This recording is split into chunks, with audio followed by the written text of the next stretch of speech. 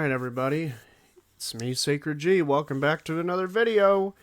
Today, I decided I'm going to react to Mr. Caption's old No Todds, No Masters critique of Fallout 4. This came up, and this is a re-upload. His channel's gone. I'll get into that later. But, I wanted to react to this video. I was watching a little bit of it a couple weeks ago, so I decided, well, I guess this is worthy of a reaction. So I guess without further ado, let's get I can't put on subtitles, closed captions, so I do apologize for that. And I believe the quality is only at 480p for this re-upload, so, which is fucking fortunate. So without further ado, let's actually change the speed because there is copywritten music, so hopefully this does something to it. So here we go. Been looking forward to doing this, so let's have at it.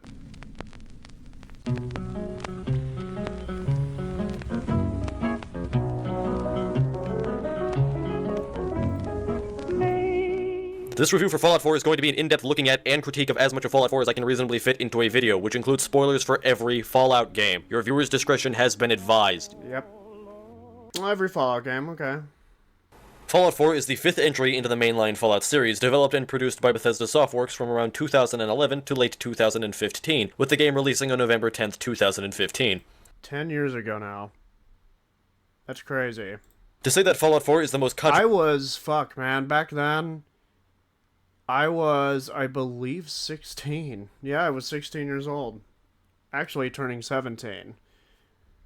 Damn. Controversial release, not only in the Fallout series, but from Bethesda Softworks in general, is no less than the absolute objective truth. And over the course of this video, from the perspective of both a naysayer and a massive Fallout fan, I'd like to explain why exactly this game has garnered the ire of so many people. And to do so, we'll have to critique Fallout 4 through and through, meaning everything about this game. The DLC, the general community response, the game itself, its business... The general community response? I don't...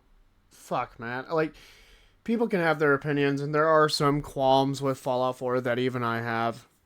But not everybody. I don't think the whole general community... Not everybody in that community is worth, you know, listening to. Practices, the company that made it, its engine, the history behind its release, and everything. And, of course, the engine. Even back then, this was kind of a dumb argument. In between. As you can probably tell by the length of this video, this is going to take a very long time, so if you don't have the time nor the patience for this, then I recommend you just leave now. It doesn't get any shorter. And as always, we'll be starting where everything starts off, in the beginning. Okay. Fallout 4 opens up like every Fallout game to date, with a cinematic explanation of the recent and not-so-recent history of the Fallout universe at large. Though this time it's done with a much larger CGI budget than ever before, which makes a sort of visually interesting appetizer before the main game starts. The moment the game starts, however, things aren't as interesting nor as appetizing as they were 15 seconds ago.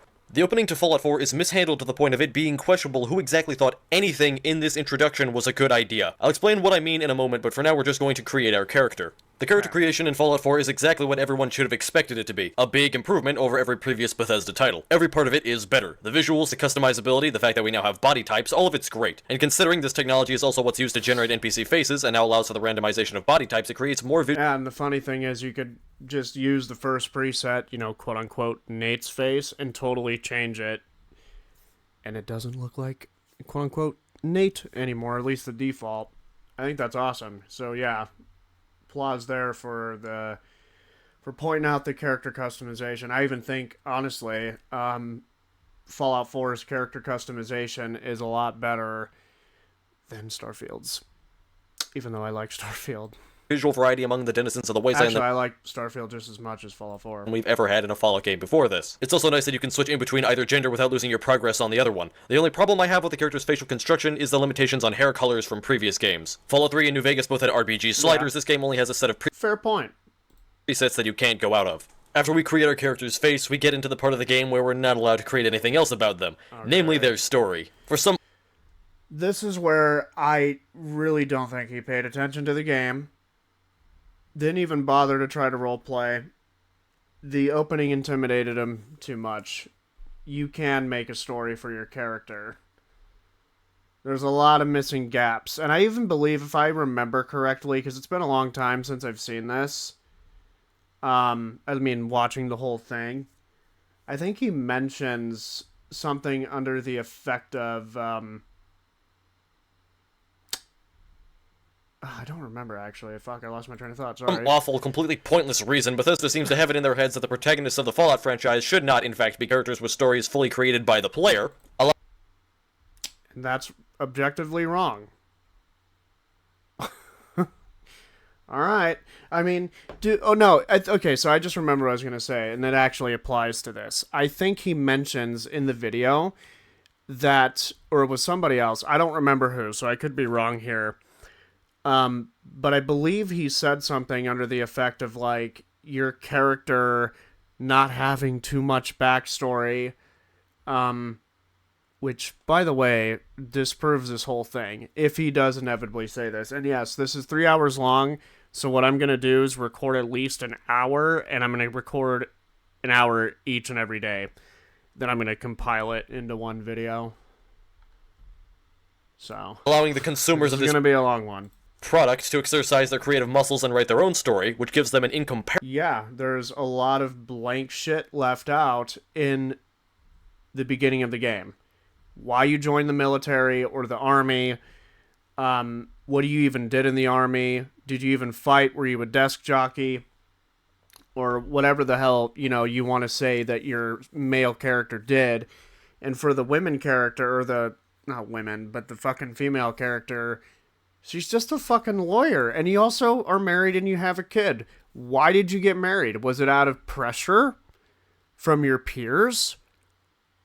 Was it because they genuinely loved each other? And I know I say this 100 times, but these are things Bethesda does not explain, and it's intentionally done for you to fill that in. They're called creative obstacles. And the fact he's having a problem with this, man, it's been... Because when I first initially watched this a few weeks ago, I was like, damn, man.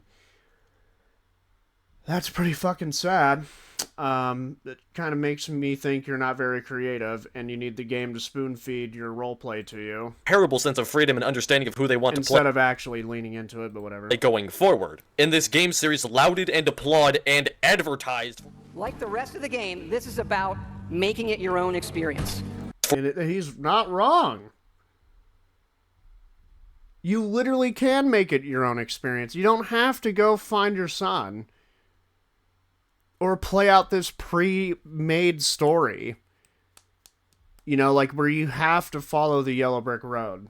So, okay. For its ability to harken back to the golden age of RPGs where adventures took place on a tabletop, and imagination governed the tale ahead of its heroes, and for its immense player freedom and allowance to let the player go and do whatever they want, wherever they want, to whomever... I just think it's really dumb to use New Vegas as that, because that game is a little more linear than Fallout 4. And I'm not saying Fallout 4 is better than New Vegas. I also like New Vegas just as equally as Fallout 4, Starfield, and Starfield.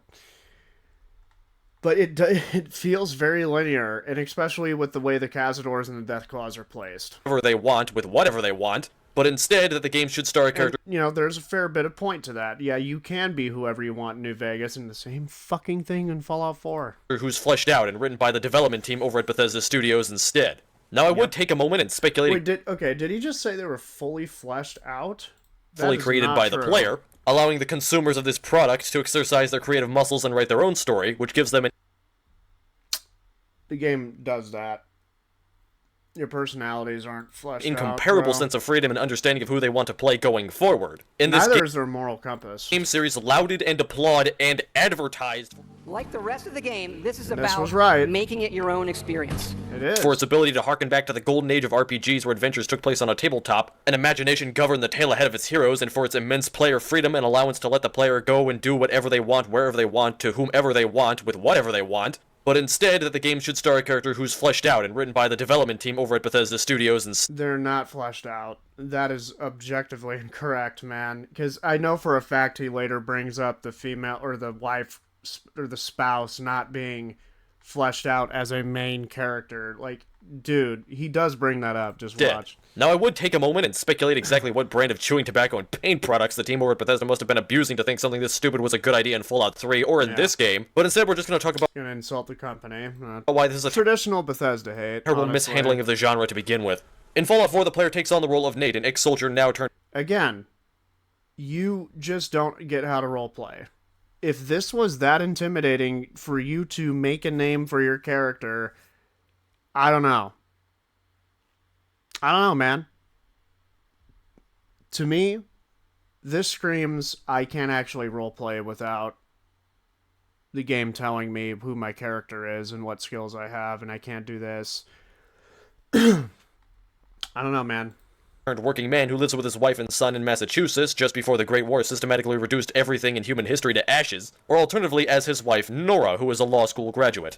Now, exactly why is this bad? Well, for starters, in an RPG like Fallout, in which the player has the freedom to romp through the salt flats of the wasteland as any kind of person they want, changing the world around them through tough decision-making based on the kind of character they want to be, whether big, small, evil, good, man, woman, old, young, or something in between it all, it is an awful idea to force your player down a specific morality and backstory for their character. There's no specific morality and backstory at all.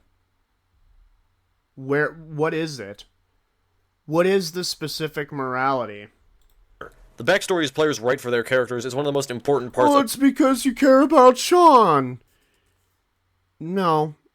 You can literally... Because role-playing, you need imagination, bro. Like, if you can't... I remember seeing somebody say something like... hearing someone say something under the effect of, like... if you need your imagination to play the game, then it's not that good. No, you're projecting. You're not good at imagining. You're not good at role-playing. And you sure as hell aren't good at critiquing. And to pretty much finish what I was saying here, what morality? What? Is it 100% objective fact that Nate or Nora, quotes there because they're stand-in names, care about Sean or each other for that matter? Oh man, have you not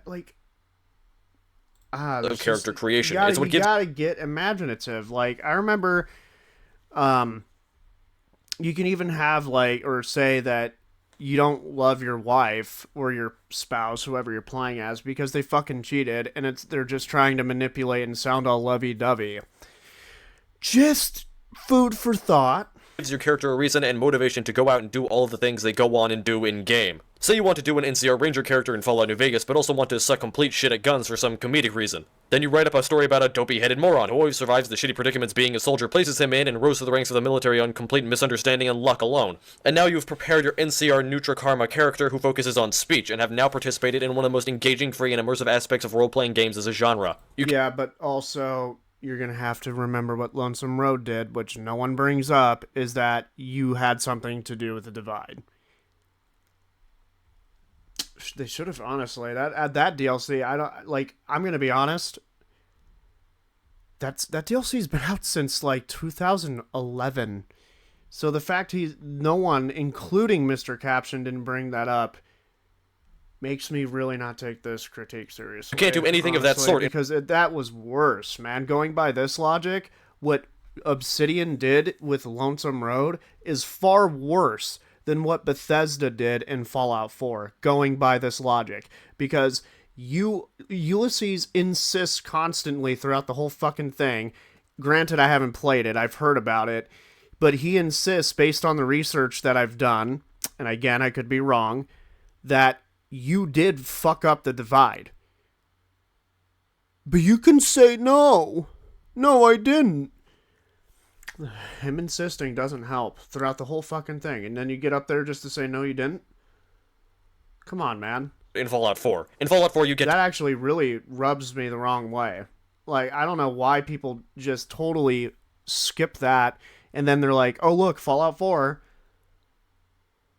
to be Nate, and because all you ever and I'm bringing up New Vegas because he fucking did, so fair game. be is Nate or his wife. Not only is her ability and I'm going to say this too. That does not make New Vegas a bad role-playing game. I was just saying, going by that logic, the logic he's using, that also should definitely apply to New Vegas. Because apparently you may or may not have fucked up the Divide, and you could have amnesia. So, That's literally your character performing an action that is literally forced on you, whether you want your headcanon to believe it or not. To partake in and shift what this game attempts to pass off as a story been shafted, but your immersion now suffers as well.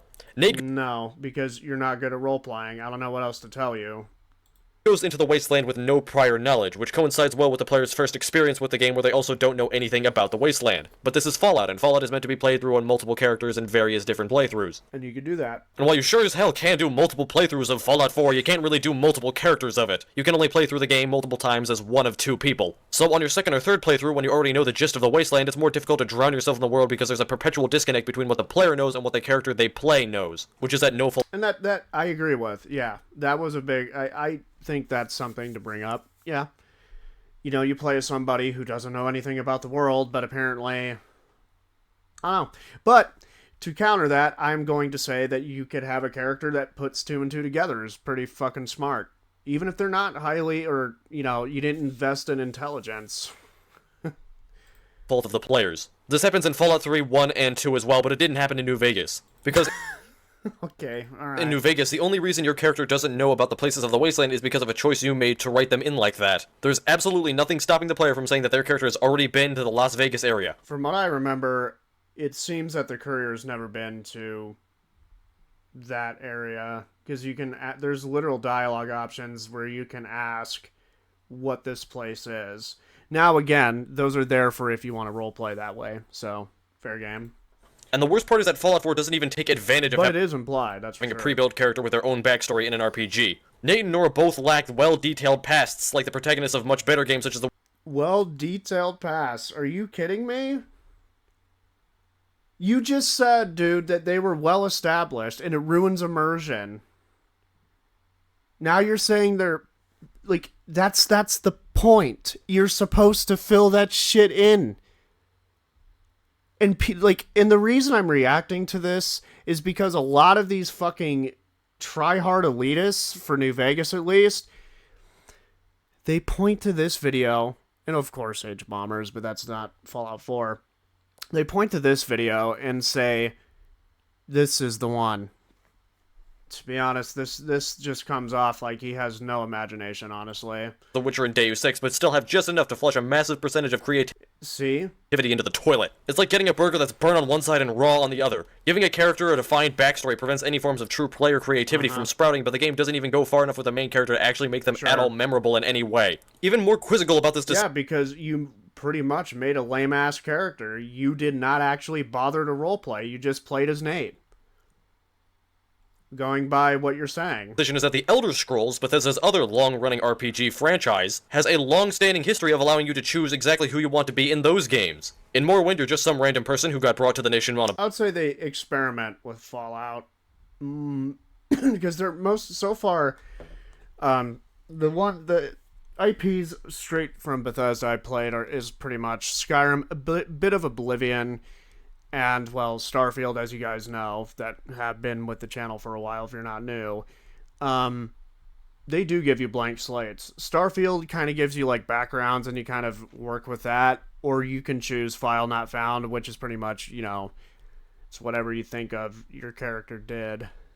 And Fallout's been kind of like, you start here, but we're gonna leave a few things out because it's meant for your head canon. I hate this critique, dude. This is... boat? In Oblivion, you're in jail Part of the criticism is ridiculous. for some unknown reason, So and in dumb. Skyrim, you got caught by the Imperials and are I traded off don't to care. I don't care, execution man. for a crime we may or may not have committed. The reasons for why any of this is happening to you, of course, still being determined by the player, because you get to write your own character in those games. I really have no clue how Bethesda can be completely okay with having their Elder Scrolls series preserve one of the most basic commandments of open role-playing games, but not give the same treatment to Fallout, despite Fallout being widely recognized for the insane amount of player freedom this franchise has provided.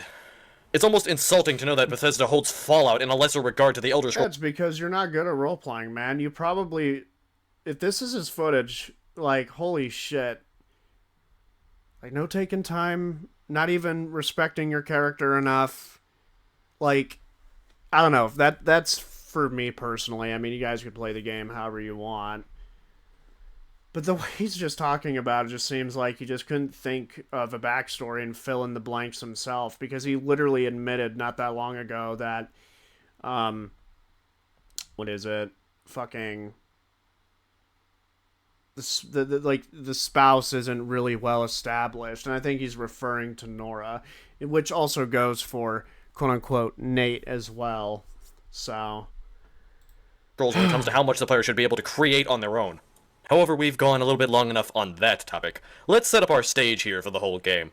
After we create our character, we go into the usual Bethesda opening, a long introductory sequence that's not much more than an interactable cutscene involving a lot of running around that ends in a tutorial dungeon before opening up the main world to us. Oblivion, Fallout 3, and Skyrim all have opened this way, so at the very least they're consistent. However, I think that there's something inherently limiting about this style of introduction. In Morrowind and Fallout New Vegas, all that happens after our intro is that we're booted into a starting town filled with a small sample of every kind of gameplay we see in the proper game and left to figure out the rest for ourselves.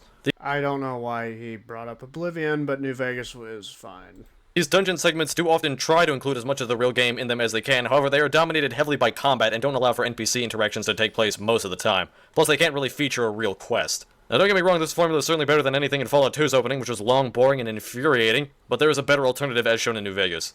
As far as the story is concerned, here's what happens. We get out of the bathroom and check out our idyllic 1950s Americana household complete with robot butler. We talk with our spouse for a bit, play with our child for a while to calm him down, and eventually get interrupted by a door-to-door salesman. Apparently our family just so happens to have been very conveniently selected for placement in the nearby Vault 111, just tens of minutes before we're going to actually use it. Like, man, that sure is a handy-dandy coincidence and not a totally avoidable contrivance that we got our place just in the nick of time. Seriously though, why not just say that our application for placement was pre-approved, or, God forbid, have the story start off with our spot already secured, or something less immediate. True. Fair enough. Immediately convenient. Anyway, we fill out our application for Vault admission, and this is where the game allows us to allocate our stats. As a veteran player of both Fallout 3 and Fallout New Vegas, you have no idea how happy I was to see that Fallout 4 starts off with a player having a reduced number of special stats. Meaning that to get the perfect 10s we want our character to have, we have to make sacrifices in other stats and actually carve out a specific build for this playthrough and for our character, instead of just having way too many special points and being able to get a perfect 10 stat without any kind of decision making on the part of the player. Because in previous games you started off with just far too many special points, so much so that you could be totally average at everything but one aspect of play where you could be perfect. Technically meaning that your character isn't necessarily bad at anything. Now, of course, my fleeting moment of joy will be crushed by the reality of this game later on, but I just want to inject at least some positivity into this video. So at the very least, I'll say that the special stats are more well-balanced in this game. If there's one thing a role-playing game character should have, it's flaws. Now, just a few minutes after we fill out our form, we get the news that the Great War has started, so we run up to the vault we just got signed in for and get allowed in by the guards. We then see a nuclear blast with our unshielded eyes and still have perfect vision, and descend into the vault with our spouse and son. I'm a firm believer of giving credit where credit is due, despite what everyone in the comments section, who only made it 3 minutes 45 seconds in the video, will tell you. So here's another sprinkle of positivity. The Vault Tech employees inside of Vault 111 are very well done. They're constantly suspicious, always donning their creepy, clinically scrubbed smiles and trying to distract the people of the Vault of what just happened around them, despite the fact that what just happened around them was nuclear Armageddon. They act exactly how Vault Tech employees should be portrayed. We've entered this vault with our family, and the son will come back later, but our spouse has very little time left, so we need to talk about them while we still have a chance at doing so. I don't know who exactly at Bethesda thought that introducing our spouse as a character we're supposed to love and care for, also thought that killing them 11. Yep, and then again, that's a part of role-playing. You can make headcanon for your spouse as well. Because he's gonna say, well, we only knew them for like 5 minutes. Because you're not using your imagination, dude. 11 minutes into the game, far before we've had even remotely enough time to get attached to them, was a good idea, but please let me confirm for you that it is not. It's idiotic to take a character of such an important role to our character and treat them like a one-off who gets 4 lines of dialogue and then dies 5 minutes into the game. In fact, our spouse is the first person we actively see die in the game. That's how little of the story they're a part of. Once again, this yeah. Because they're not supposed to give you fucking backstory for characters that you could play as, or genders you could play as. Just saying. Creates that ever so beloved dissonance between the player and the character whose role they're supposed to be playing, because our spouse's death is all traumatic and Again, dude, did you even try to roleplay in this game? Like, seriously, dude. The game gives you the freedom as soon as you get out of the vault. And even in the beginning. Okay, whatever, dude. Emotional for the PC, but the player hasn't had a single reason to actually care about this person because they never got to know them. And in a game... Yeah, and they shouldn't, because you could play as the female character, and that would make zero... You would bitch about that, too. You would have said, they gave the female character too much backstory. They gave the male character too much backstory. We could play as these genders, because, you know, it's role-playing. We're not supposed to know everything about them. We're supposed to craft and, you know, carve that out ourselves. But but you're bitching about a role-playing game not giving you too much detail on a gender you could play as. Did he pay attention to the game? Did he, again, and I'm going to ask this probably throughout this whole segment, did he try to roleplay at least? Or was this game too much? Game series like Fallout, once again renowned for He its couldn't ability work through the obstacles. to let the player inject themselves into the world and role-play as whoever they want, creating a separate... Yeah, you can, but the role you're playing is a fucking parent with a history. You have an occupation and you're married. That's about it. Like, what you did in your occupation is up to you. How you met your spouse is up to you. What your spouse is all about is up to you. Like, you can craft a story for your spouse and for the character you're playing, which, by the way, is probably one of the most creative things you could do. You can, as I said, not lose progress, but you can also edit your spouse. I've actually been playing a lot of Fallout 4 recently, using the vanilla start, not start me up. And I've been editing every character I've made spouses, so they're all different. You know, and I come up with little stories of, you know, pretty much what happened before I took over playing, so... separation between the player and their character is not a good idea. This is a role-playing franchise with decades of lore and plot lines that you're operating on. Giving your player a good reason not to care about the stuff that is integral to who we are and why we do what we do is wasted potential at best and a gross mishandling of your subject matter at worst. The funnier part is how much better Fallout 3 handles a dying family member in the opening of that game, but we'll cross the comparison bridge once I've gathered enough oil and matches to burn it down. Our spouse dies trying to defend our son Sean from some Mad Max type character and someone who looks like a pre-war scientist. Because the Institute, in their infinite wisdom, thought that trying to gain the trust of confused, vulnerable, and scared people would be much easier if they sent a strangely dressed man with a gun instead of a team of people dressed in old-world clothing that gave them some kind of pre-assumed authority or trustworthiness like the scientist they sent. Just fuck me. Kellogg, or as I like to call him, Bad Max, needs our son for something we don't know about yet and kills our significant other with a gun and kidnaps our child, refreezing us as a secondary preservation method. We wake up an indeterminate amount of time later and escape from our icy prison to wage a war of revenge on Kellogg and retrieve our child. We also look... If you choose to do that, you can literally now, with all the DLCs... I'm assuming this video, if I remember right, did come out in, like, I think late 2016. I believe Nuka World came out, or all the DLCs came out a year after the game did, so...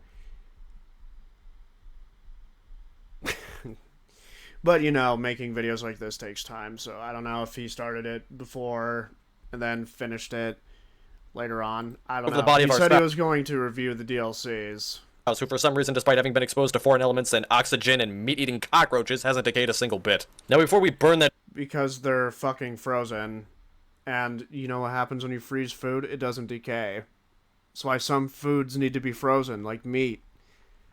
Are you fucking kidding me, dude? Do you really not understand that either? Bridge of ours, let's talk about this game's premise and hook. How many times have we started off a Fallout game with a missing family member?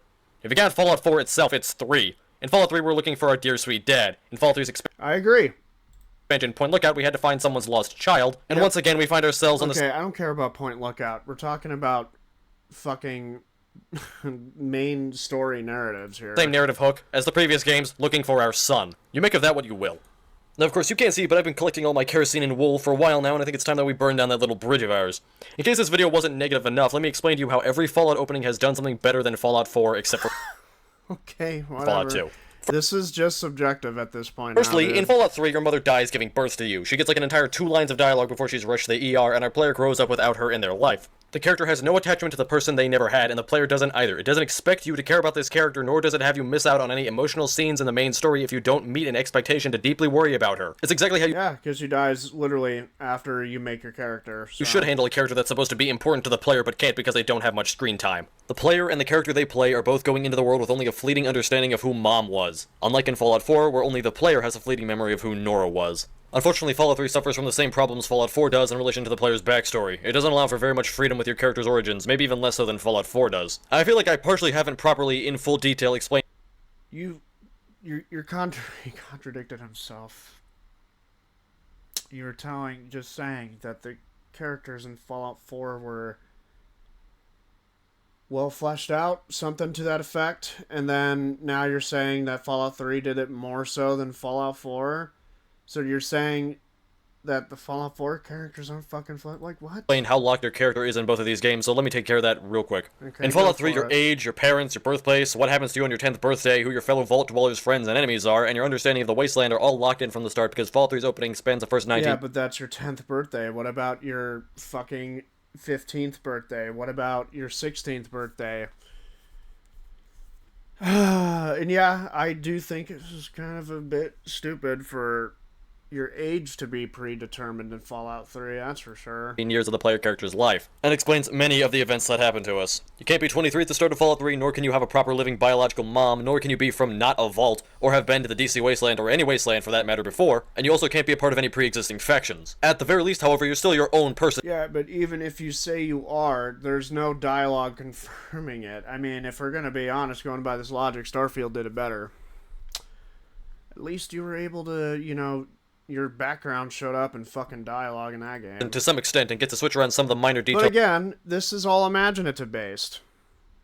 Of your life in the vault. But even so, you're still always going to be the Vault 101 outcasted teenager who's looking for their dad, unless you outright ignore the introduction of the game. And Fallout 4 follows suit. If you pick Nate, you're always going to be a married adult living in Massachusetts who served in some form of combat theater in the military as a non-power armored foot soldier who's married to his wife Nora and produced a son with her, and was then cryogenically frozen, lost his wife, and looked for his son. If you pick Nora, it's mostly the same minus the fact that she's a law school graduate and who dies in the vault at the hands of Kellogg. This game might not force you down a specific path of age or tell you what happened at your 10th birthday party, but it's still pretty bad. In Fallout 4, your character cannot be strictly gay, nor a virgin, nor single, nor from the wasteland in any capacity, nor a scientist, or an actor, or anything but either. Wait, whoa, dude, what?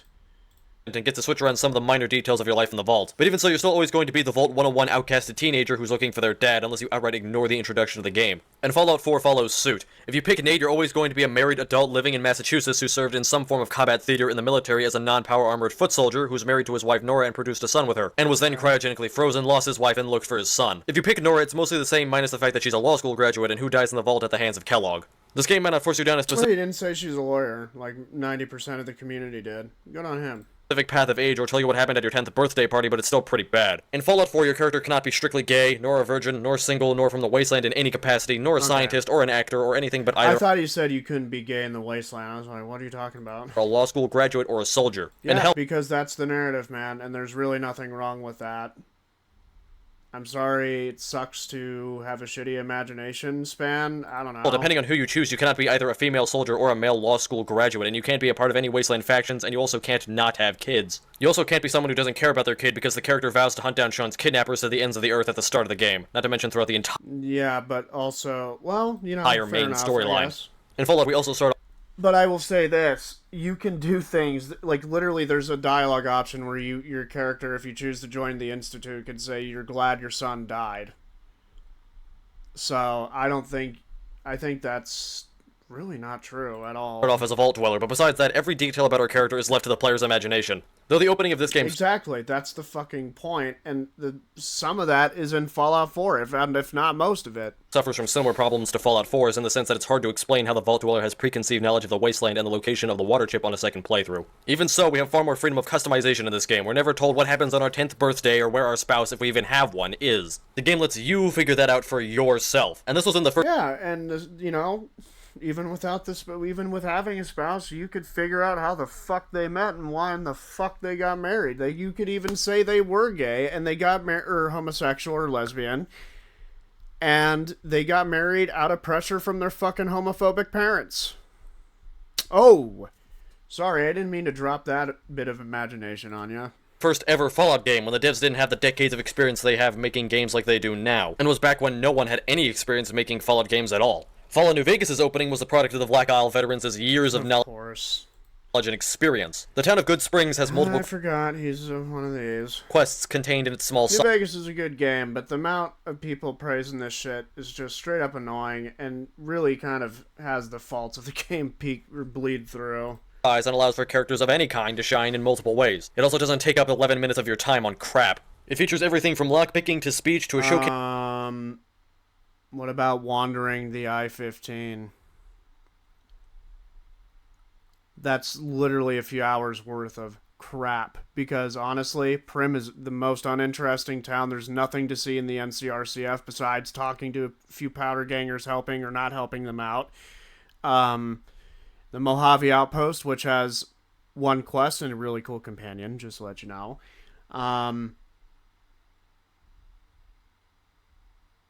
Yeah. Actually, two. You have to go to Nipton, which is you're going to pass through it anyways. I mean, Nipton so far is the only fucking place that stands out. That's not some deserted fucking place. Well, and also, Mojave Outpost is cool too. Nipton and Mojave Outpost. But after that, like, you're just going to be wandering. Case of the many kinds of duly sided faction conflicts presented in the game at large, which even includes the ability for the player to choose who they want to side with and has the most open player character of any Fallout game to date, especially before the release of Lonesome Road.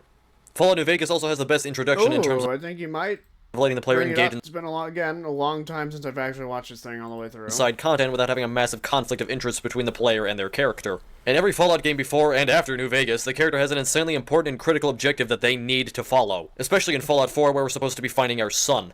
It then makes very little sense in many of these games to forget about saving our son or our village or the vault to just go and fuck around with a wasteland for That's the point. a while, opening up storage boxes and killing ghouls for hundreds of in-game days. It's survival in a post-apocalyptic wasteland. It's survival, dude. In Fallout New Vegas, our characters' motivations for starting their adventure are to get revenge on someone who tried to kill us, but it's incredibly beyond reasonable for you to make a courier who, maybe, doesn't want to go mess with the guy who almost killed them. And instead, You're gonna have to if you want to join a faction. If you especially want to be an NCR soldier, because all the quests or all the factions have you deal with Benny since he holds the platinum chip. live a life of doing other, probably safer things. In fact, it's more reasonable to do that from a survival perspective.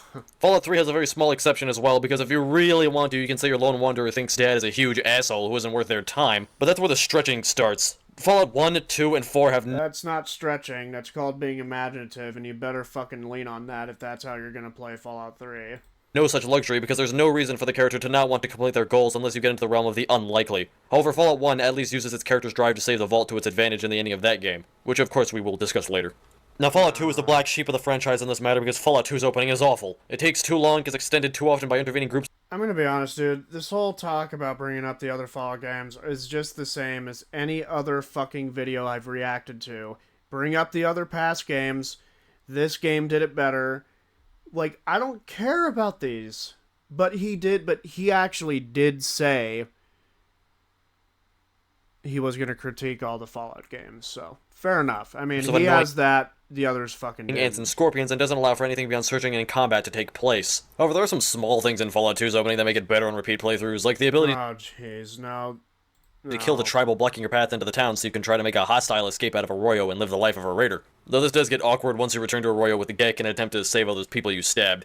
I can safely say that Fallout 4's ending is at least better than Fallout 2's, but if all Fallout 4's opening is going to amount to is a beating out of Fallout 2, then let me first off congratulate it for its participation trophy, and then swiftly take that trophy back, because much like participating in something, beating the rushed Fallout 2's opening is not an accomplishment. Yeah, subjective. What is an accomplishment is making a game where you play as a soldier start off less interesting, less liberating, and shallower than a game where you start off as a mailman. That is just fantastic. Oh, God, man, really? Start as a mail is less interesting. So what do you mean, dude? Are you just catering to New Vegas just to prop up, or hating Fallout 4 just to prop up New Vegas? That's my theorem. That's my theory. Probably gonna have to speed this up more because Elvis's Return to Sender. Great song, by the way, but YouTube doesn't like it when it's in others' videos, so. Oh, I forgot the Reupload actually got rid of that, so I guess we could just... Yep. Return to Sender! Return to Sender! There's Benny with the platinum chip. Yeah, so, I'm gonna be honest, dude. If you're going to sit there and say in the same critique that Fallout 4 in this instance is, a terrible RPG because you're thrown into this pre-war world, which is pretty much what he's saying, and then saying, oh, well, you and then in the same vein, saying the characters are well established, you know, the player characters, male, female, and then later say, well, there's not much you know about the female character, blah blah blah. For you even to give a shit about them is a bit fucking hypocritical, or a bit contradictory, actually, because that's the point. It's literally fucking role playing, and this entire thing is just a New Vegas cater fest, in my own opinion. But we'll see what he says next. His points are about to rob. After we fight our way through some radroaches, we acquire our Pip-Boy and go out into the breach. Damn, you're still on the beginning? Finally free of the shackles of the shit. introduction and in the bosom of the game's world. I actually thought he would actually move on. Holy crap. Every Bethesda game has, at this very moment, encouraged the player to take their time to freely romp around the fields of the side content every time they've released an open-world game. One of the most advertised features of these games, especially with the Elder Scrolls, is your ability to just pick a direction at the start and go exploring. But I'm not going to do that because we have something newer and more important to talk about. I'm of course talking about the infamous new feature Fallout 4 Sired, which occurs right after we return to the ruins of what used to be our neighborhood's Sanctuary Hills. While searching for our son Sean, we see that our old pal Codsworth has survived a whole 200 years at home following his protocols, and this is the first character we meet in the new world. He's also the first character we have a proper conversation with in the new world, and a perfect showcase for Fallout 4's infamous new dialogue system. Now, there are multiple things wrong with the talking in Fallout 4, but we're only going to mention the most concretely problematic ones. The 4-panel dialogue system, the lack of skill checking in dialogue, and the level of choice you have during normal gameplay. Let's start with the shortest and most profoundly stupid of the three. The fact that despite how well skill checks worked in Fallout New Vegas, the only thing that affects speech in Fallout 4 is charisma. Now, the cause of this is a much more deeply rooted corruption of this game's skill system, but that's a discussion for much later on. Yeah, but that doesn't make it an RPG. Just because it has, you know, skills and whatnot. I guess maybe Shadows of Doubt is an RPG. Considering the fact... Well, no, it doesn't even have skills either. It has a reactive world, but... In Fallout 4, the only thing that affects your ability to talk your way in, out, or around a situation is your charisma stat. It is no longer possible to influence people based on how much you've built your character around having knowledge on a certain subject, how terrifying your physique or... that is a certain subject you can have knowledge in. Are you kidding me? That is ridiculous presences, to say. how well you can generally... And the reason for that is because, well, intelligence has a lot of fucking perks underneath it, like hacking. You could have a character that knows a bit about hacking. They got that from the pre-war world when they served in the army, or you could write in something creative for the female character. The character's yours to, you know, think crazy on, so... Outsmart somebody. All that affects your social interaction is your smooth talking. This hosts a number of different smaller issues. First off, when talking to any NPC in the game, characters are now wildly less specialized in comparison to New Vegas or even Fallout 3 because the various different abilities you specialize in will never come up in conversation, making almost... Who cares? Every character feel the exact same, since it's just a matter of whether or not you have lots of charisma. It also... I agree and disagree. Depends on your character's morals, man. Like, there's a lot of deeper stuff that goes into role-playing than just skill checks showing up in dialogue. Like, I'm gonna be honest, man, if that's what gets your jollies off in role-playing, in this game, you don't think is a role-playing game because it doesn't have it in it, you're getting your hand held, bro. You're not that good at role-playing if you need a game to pretty much bring up your skills in dialogue. I mean, it's nice and cool and shit when that happens, and, you know, I'm not saying that, you know, it's not a role-playing game or anything, but, I mean, if you need the game to constantly tell you you're good at this, instead of actually doing the skill, then you do not know how to role-play when, you know, those things are, your hand's not being held. And unfortunately, and I'm gonna just say it, that's what New Vegas does. It holds your character's hand so it can constantly remind you, this is the character you have, so you will not be good at doing this. You will not be good at doing that. So, as such, removes a massive amount of role-playing from the equation because of this very removal of uniqueness between different characters and because of the restriction no, of... because you don't make unique characters. You just probably make the same fucking ones over and over again. Your ability to use anything beyond speech to your advantage. It also... If that really is what's catering you from making a different character, or stopping you from making a different, unique character, then you are not role-playing, my guy. You're not. because you could literally do the same thing in New Vegas and say the same shit. Oh, well, I can't get this, I can't sneak guns into the casinos, so you can't, blah, blah, blah, blah, blah. Or, have to specialize in sneak, only sneak. Also makes character building far more shallow, since it went from being able to succeed after having made multiple different decisions based on your special and skill alignment, and has instead been replaced by a measure of how much stock you placed into a single stat. Additionally, it makes dialogue far less interesting. No, they did it in perk form. Since you can never inform or call out anyone's bullshit because of your understanding on a given topic. Obviously, you can literally call Elder Maxon fucking delusional straight up to Paladin Dance's face, dude. Like, no bullshit, just cuts the fluff, and yeah, this motherfucker's delusional. You can literally say that to fucking Paladin Dance. That, in a way, is indirectly, well, talking shit about Elder Maxon, and that's pretty much your character giving where they align themselves with the Brotherhood. Most will showcase in the conversation with Ricky. Or not really align themselves, but with at least Elder Maxon's thinking process. Before Fallout New Vegas' second expansion pack, Honest Hearts. Hey, fuck you! I didn't say nothing about I do like this interaction, though. This was really hilarious. using Psycho.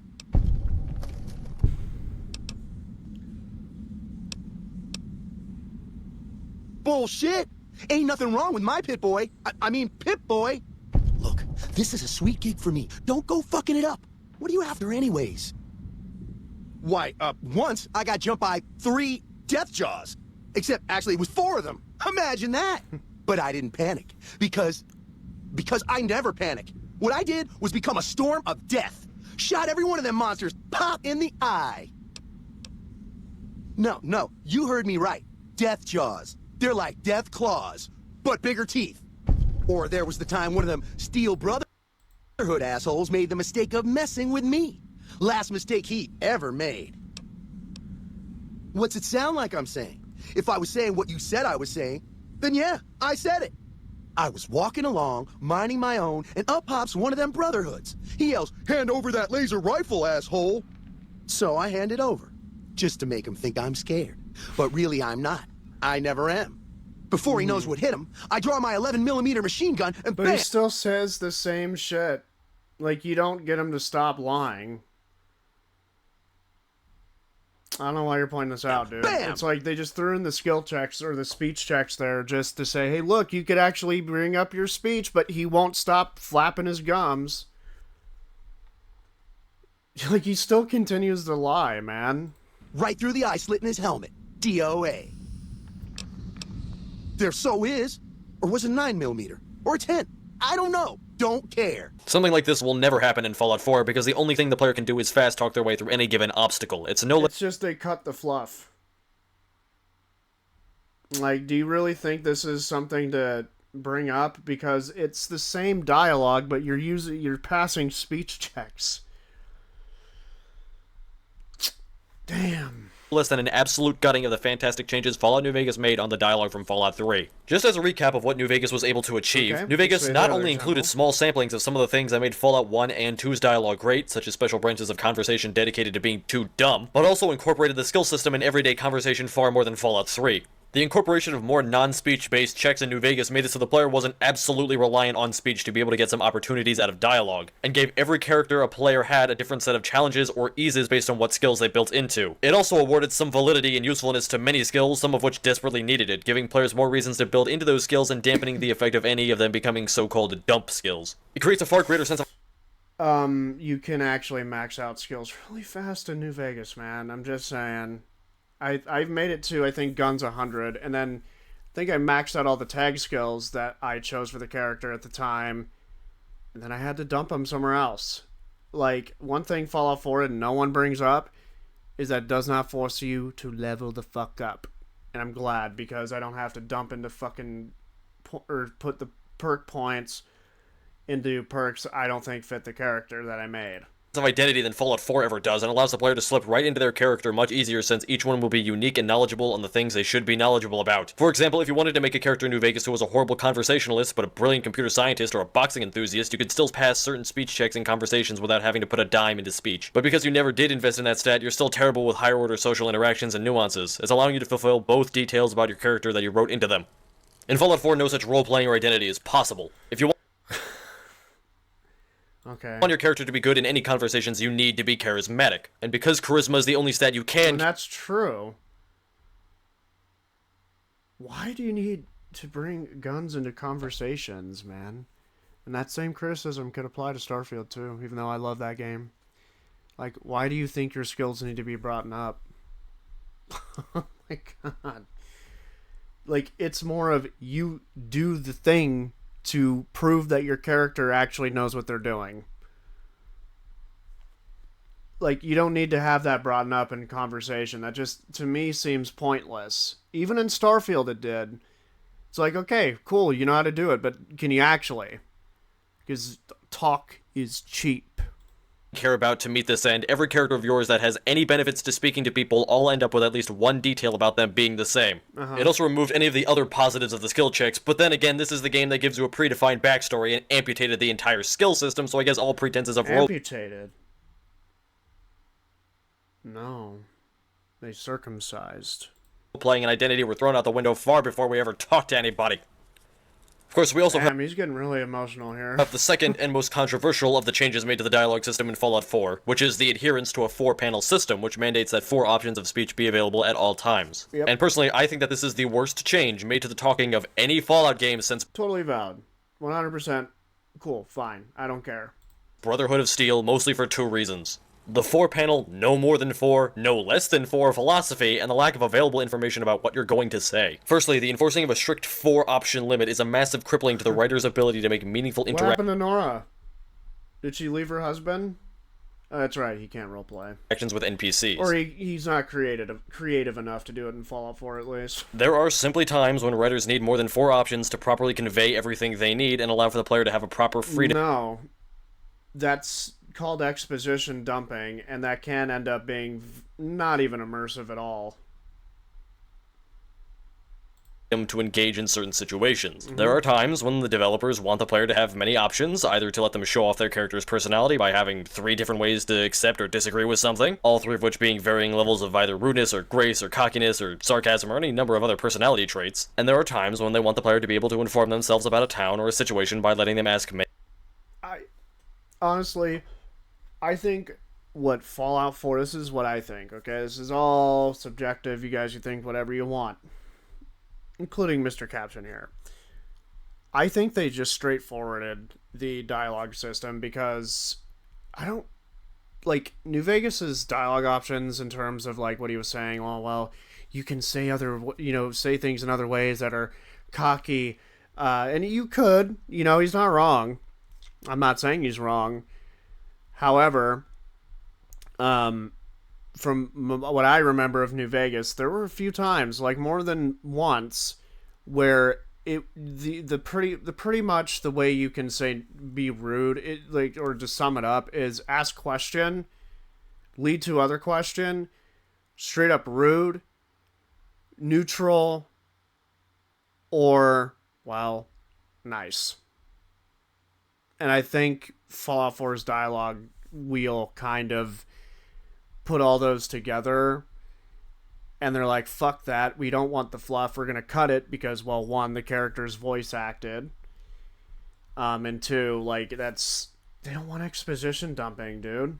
I mean, in a way, Fallout 4 did end up doing that, in a way, but not as much as New Vegas, honestly. many different questions about either the state of affairs or the nature of the thing they've encountered. There are also times when the developers don't need that many choices. Sometimes all you need are 2 or 3 different things to say. Yeah, and why are you, like, consistently throughout Fallout 4, they don't give you 2 to 3 things to say. It's always the 4. Maybe that's also another reason why they decided to change it from that. Or change it from, what we're discussing here. Neither of these are allowed in Fallout 4. Like, that's equally worse. You don't really get to express yourself besides like one or two options. Like there was a conversation I remember. I don't remember which character I was talking to in New Vegas, but they only had one fucking dialogue option. One.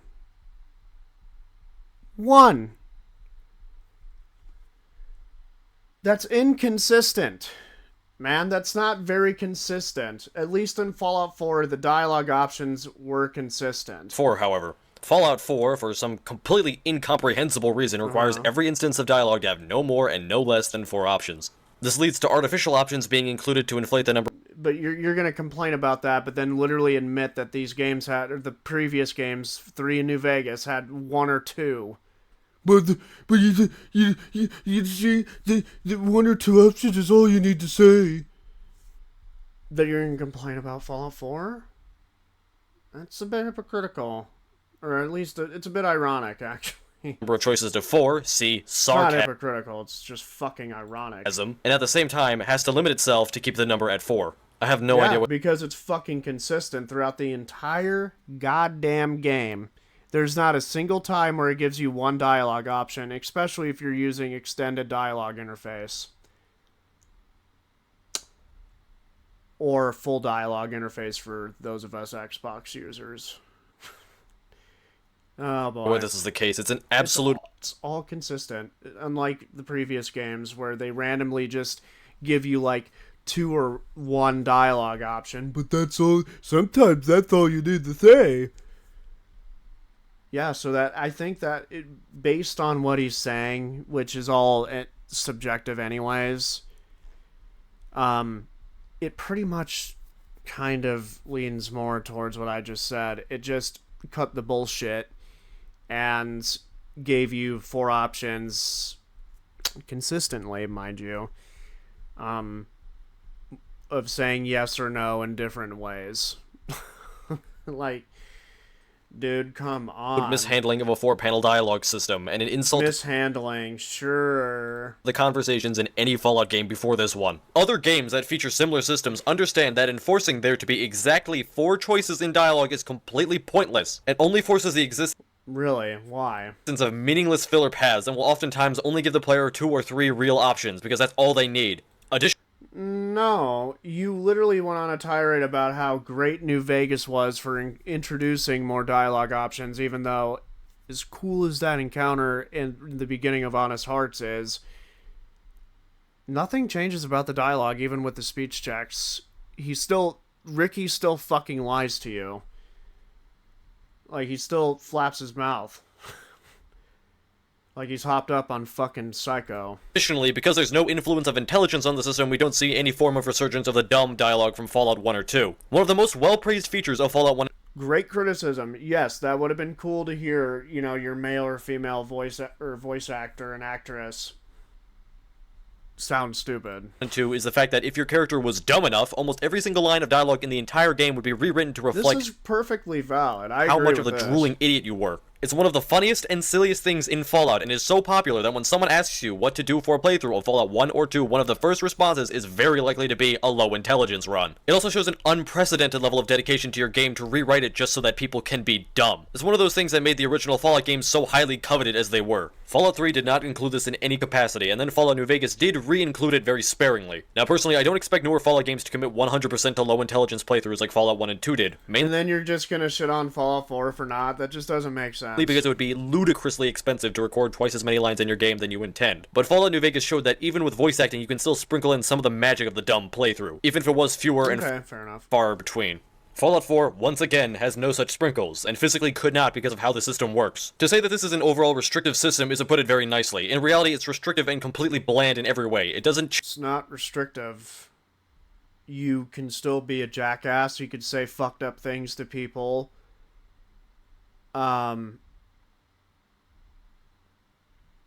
Also, your player characters are voice acted too.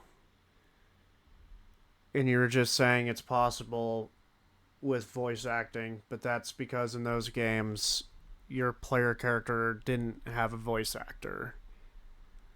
Which probably would have costed more. I don't know what to tell you. again, I agree. I wish they, sprinkled that in Fallout 4, but hey, I mean, you can play stupid, man. Like, you can just run into a super mutant camp and don't take cover. I mean, sometimes it's the actions that prove your character, not fucking straight up talking. As I said before, talk is cheap. Like even with a low intelligence run, you're still going to be smart in some areas. I mean, just think about it. Like, intelligence 1, okay, well, they're good with guns. That's a bit of intelligence. They know how to shoot and aim a gun. Right? So it's not really low intelligence. It's more of your character sounds like they're dumb.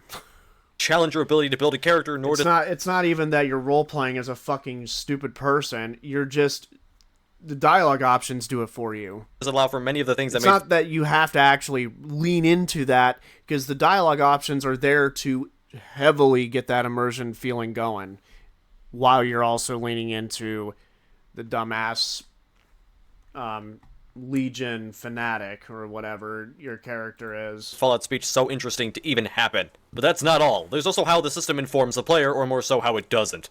One of the most basic, fundamental concepts behind dialogue in a video game is that it's a choice the player is making. It's a game mechanic based on the player trying to use their understanding of a character, be it theirs or an NPC, to get the responses and outcomes they want out of interacting with the people in the world. It's a decision-making game. Many people see the decision-making in Fallout as separate from the gameplay, but that's not true. Choosing what you want to say to someone is one and the same with shooting people and looting corpses in these games. It's part of the core game. Now, because improper speech can have a multitude of disastrous effects on the player's situation, the most important thing about a speech system would be to make it so that the player has a full understanding of what they're going to say to anyone in the wasteland.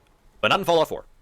Fallout 4, for absolutely no good reason whatsoever, and I do mean that genuinely, decides only to give the player a barely descriptive single word that provides entirely vague information about the nature of what the player is about to say to somebody. It makes it so the player is never making a proper informed decision in a mechanic about decision making, and can lead to unwanted results in a few ways.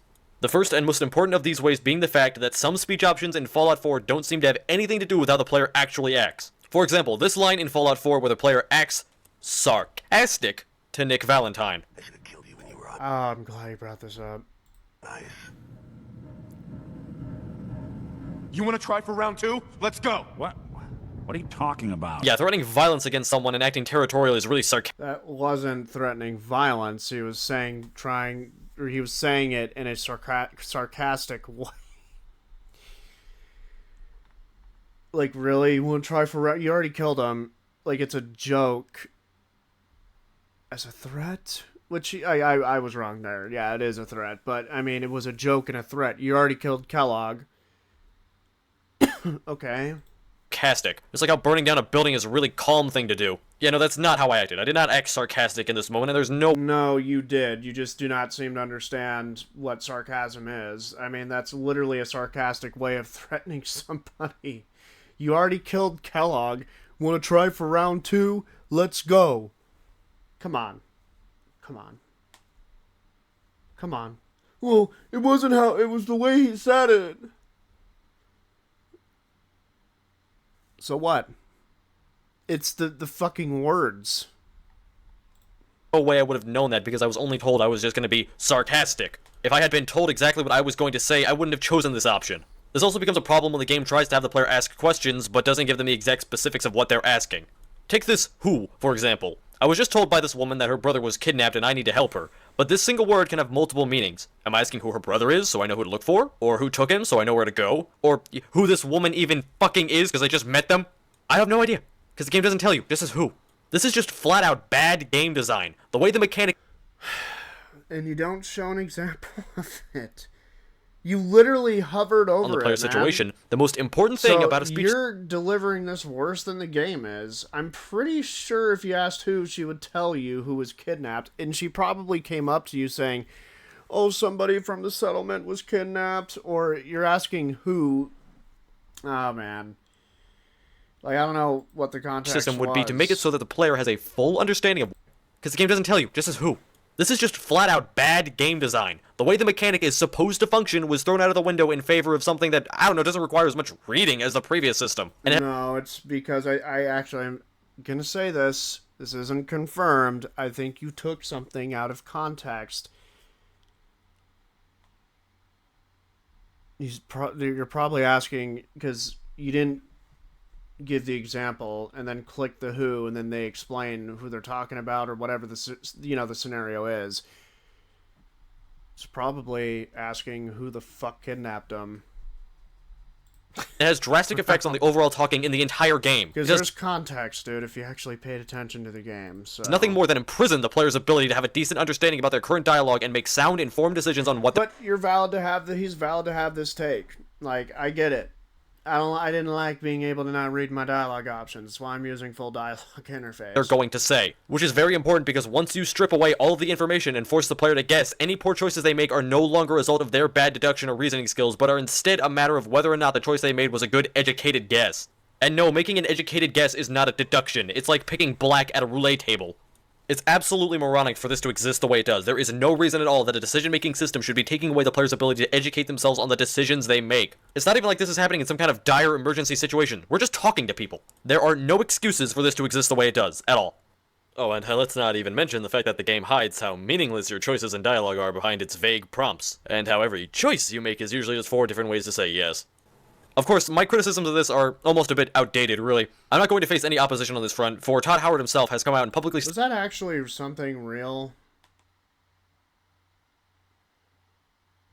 Maybe. Stated that the Fallout 4 dialogue system... I think I know exactly. I'm going to have to go back to, what is it, General Atomics Galleria? I'll find that out. Because I'm using full dialogue interface, so... Either that's a joke mod he was using, and if that is the case, I don't know. I'm gonna have to go there myself, which is fine. I mean, I love playing Fallout 4.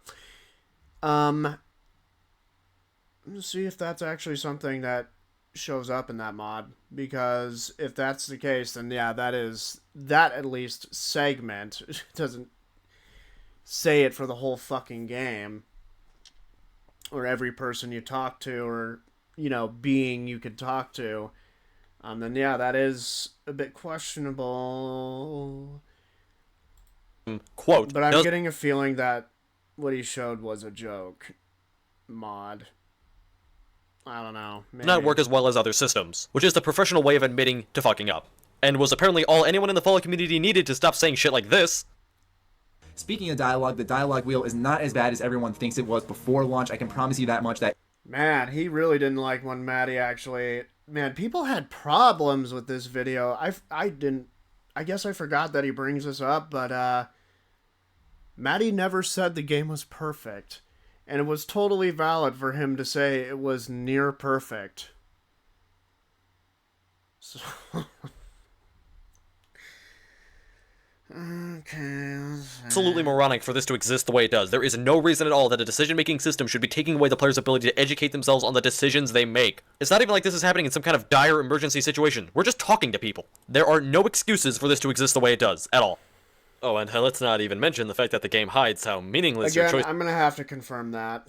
And dialogue are behind its vague prompts. This is General Atomics Galleria. And how every choice you make is usually just 4 different ways to say yes. Of course, my criticisms of this are... Same thing in fucking New Vegas, dude. Same thing. I remember I told somebody no, pretty much, and the quest still showed up. Which is a big criticism people give the game. Like, oh, well, no is yes. Sarcastic, yes. Question, yes.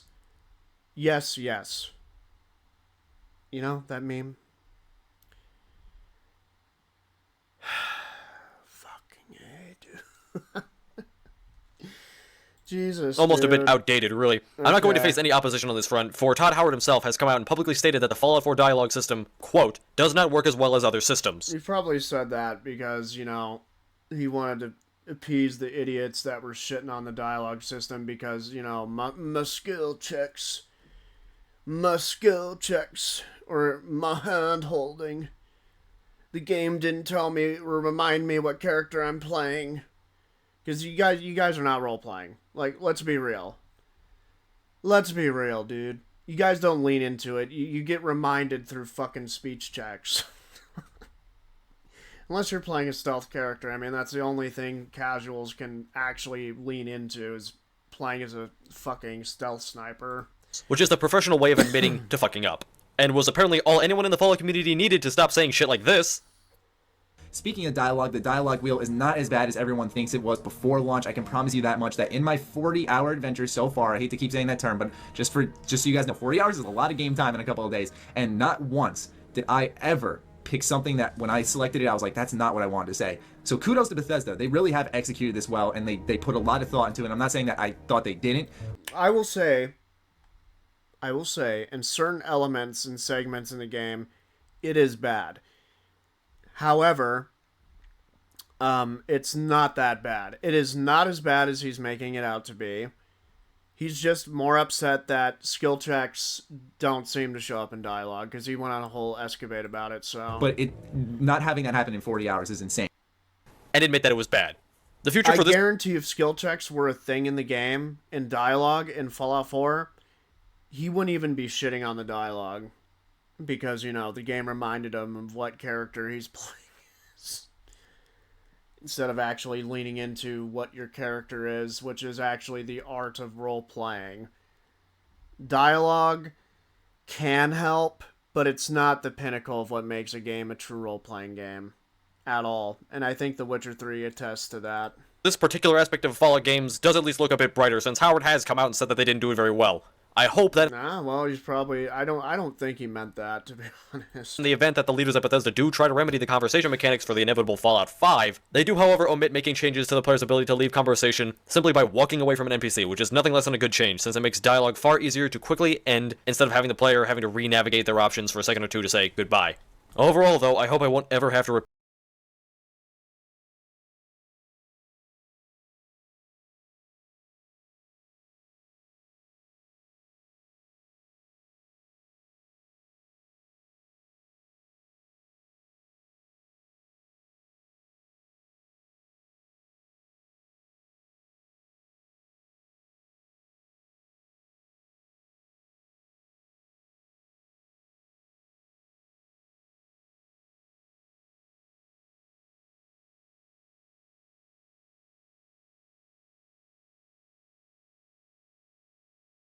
After talking to Codsworth, we patrol our neighborhood looking for Sean at Codsworth's request, and to the surprise... You know what I fucking am starting to realize about this video? Is that he shows more of the game, and then after this huge, like, music montage... Sorry, I hit my mic. After this whole music montage, he goes right back to the beginning. We're still there in 35 minutes in. After you showcased gameplay footage of deeper parts in the game. Surprise of nobody, we don't find him. After we console our robot, he suggests that we look for him in the nearby town of Concord.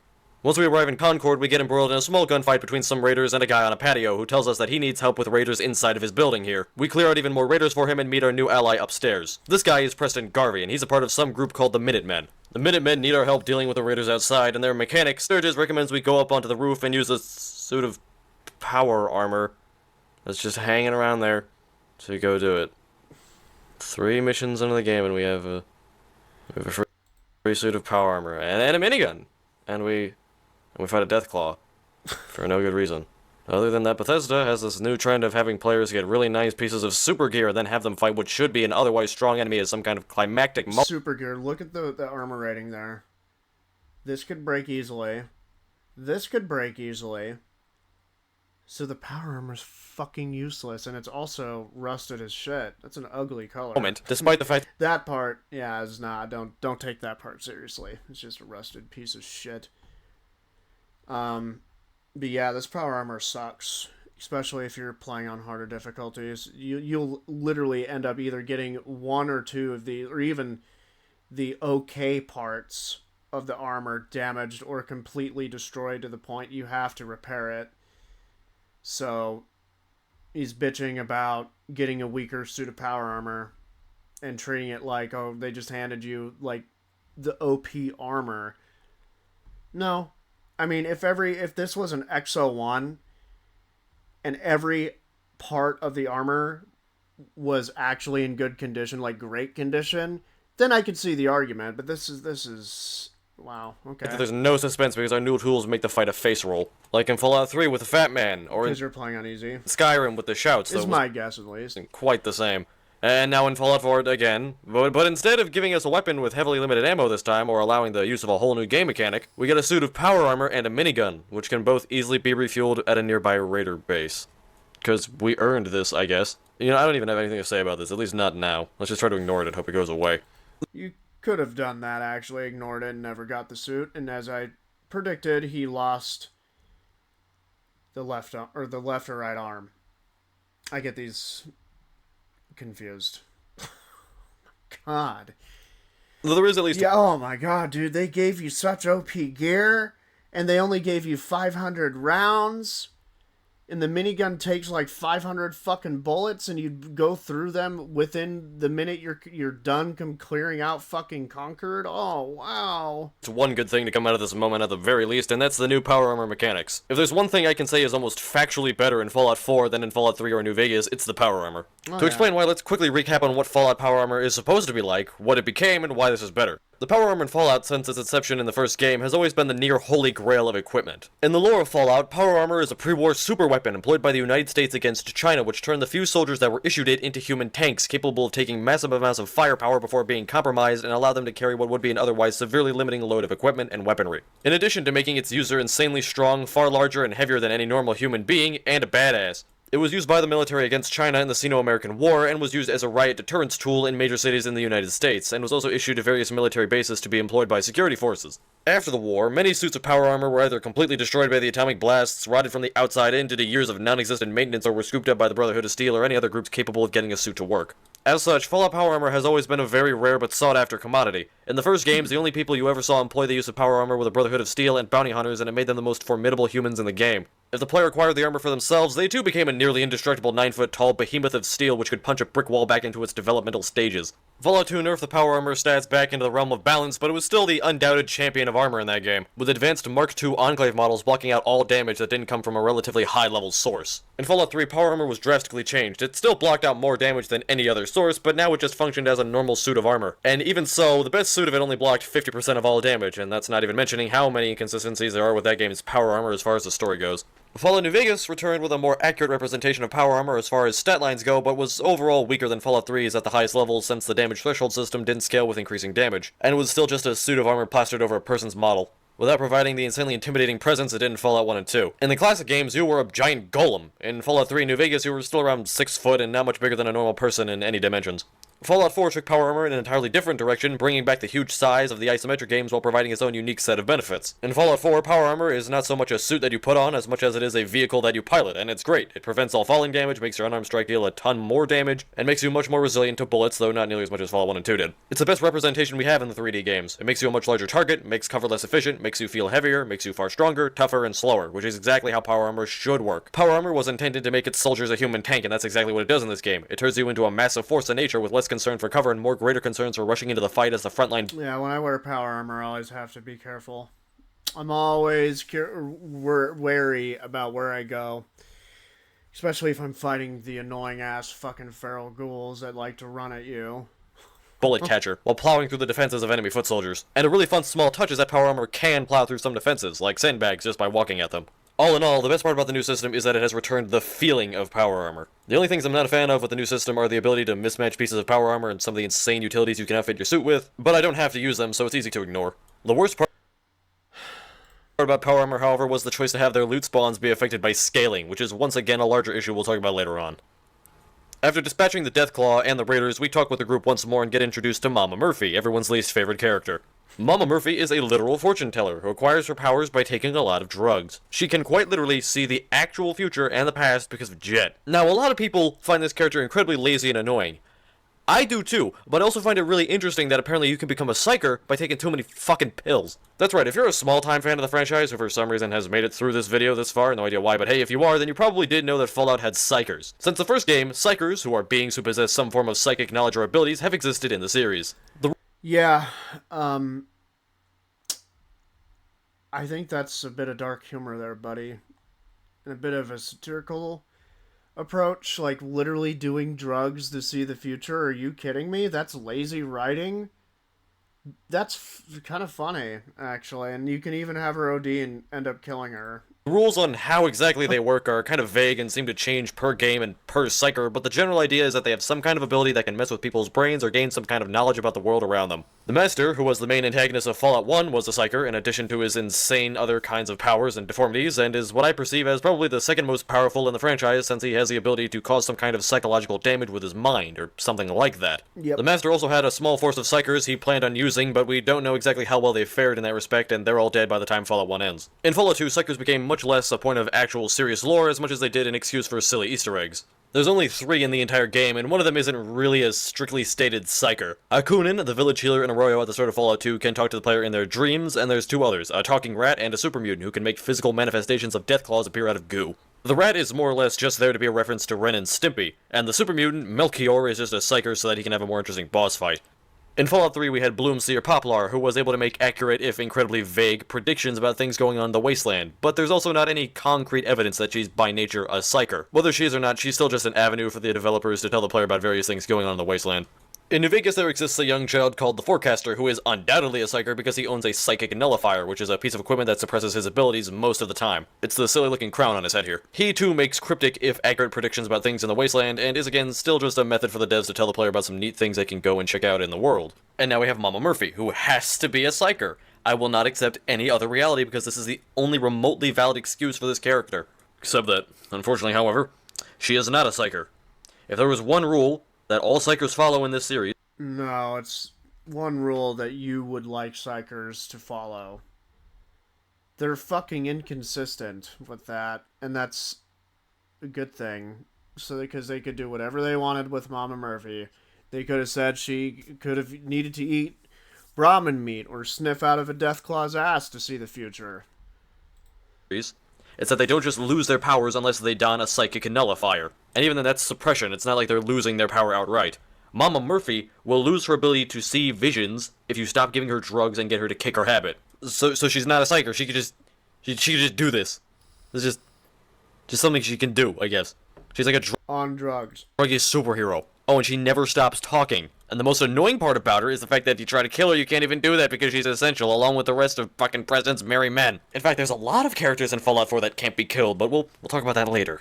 For now, we'll just take Mama Murphy's advice and help these folks find themselves a new base of operations in the form of our old neighborhood, Sanctuary Hills. It's here that Preston and his compadres say that they want to set up a base and help rebuild their organization, the Minutemen, and suggest that we help them by turning Sanctuary Hills into a new wasteland community. This is the game's first suggestion to start using Fallout 4's new settlement building mechanics.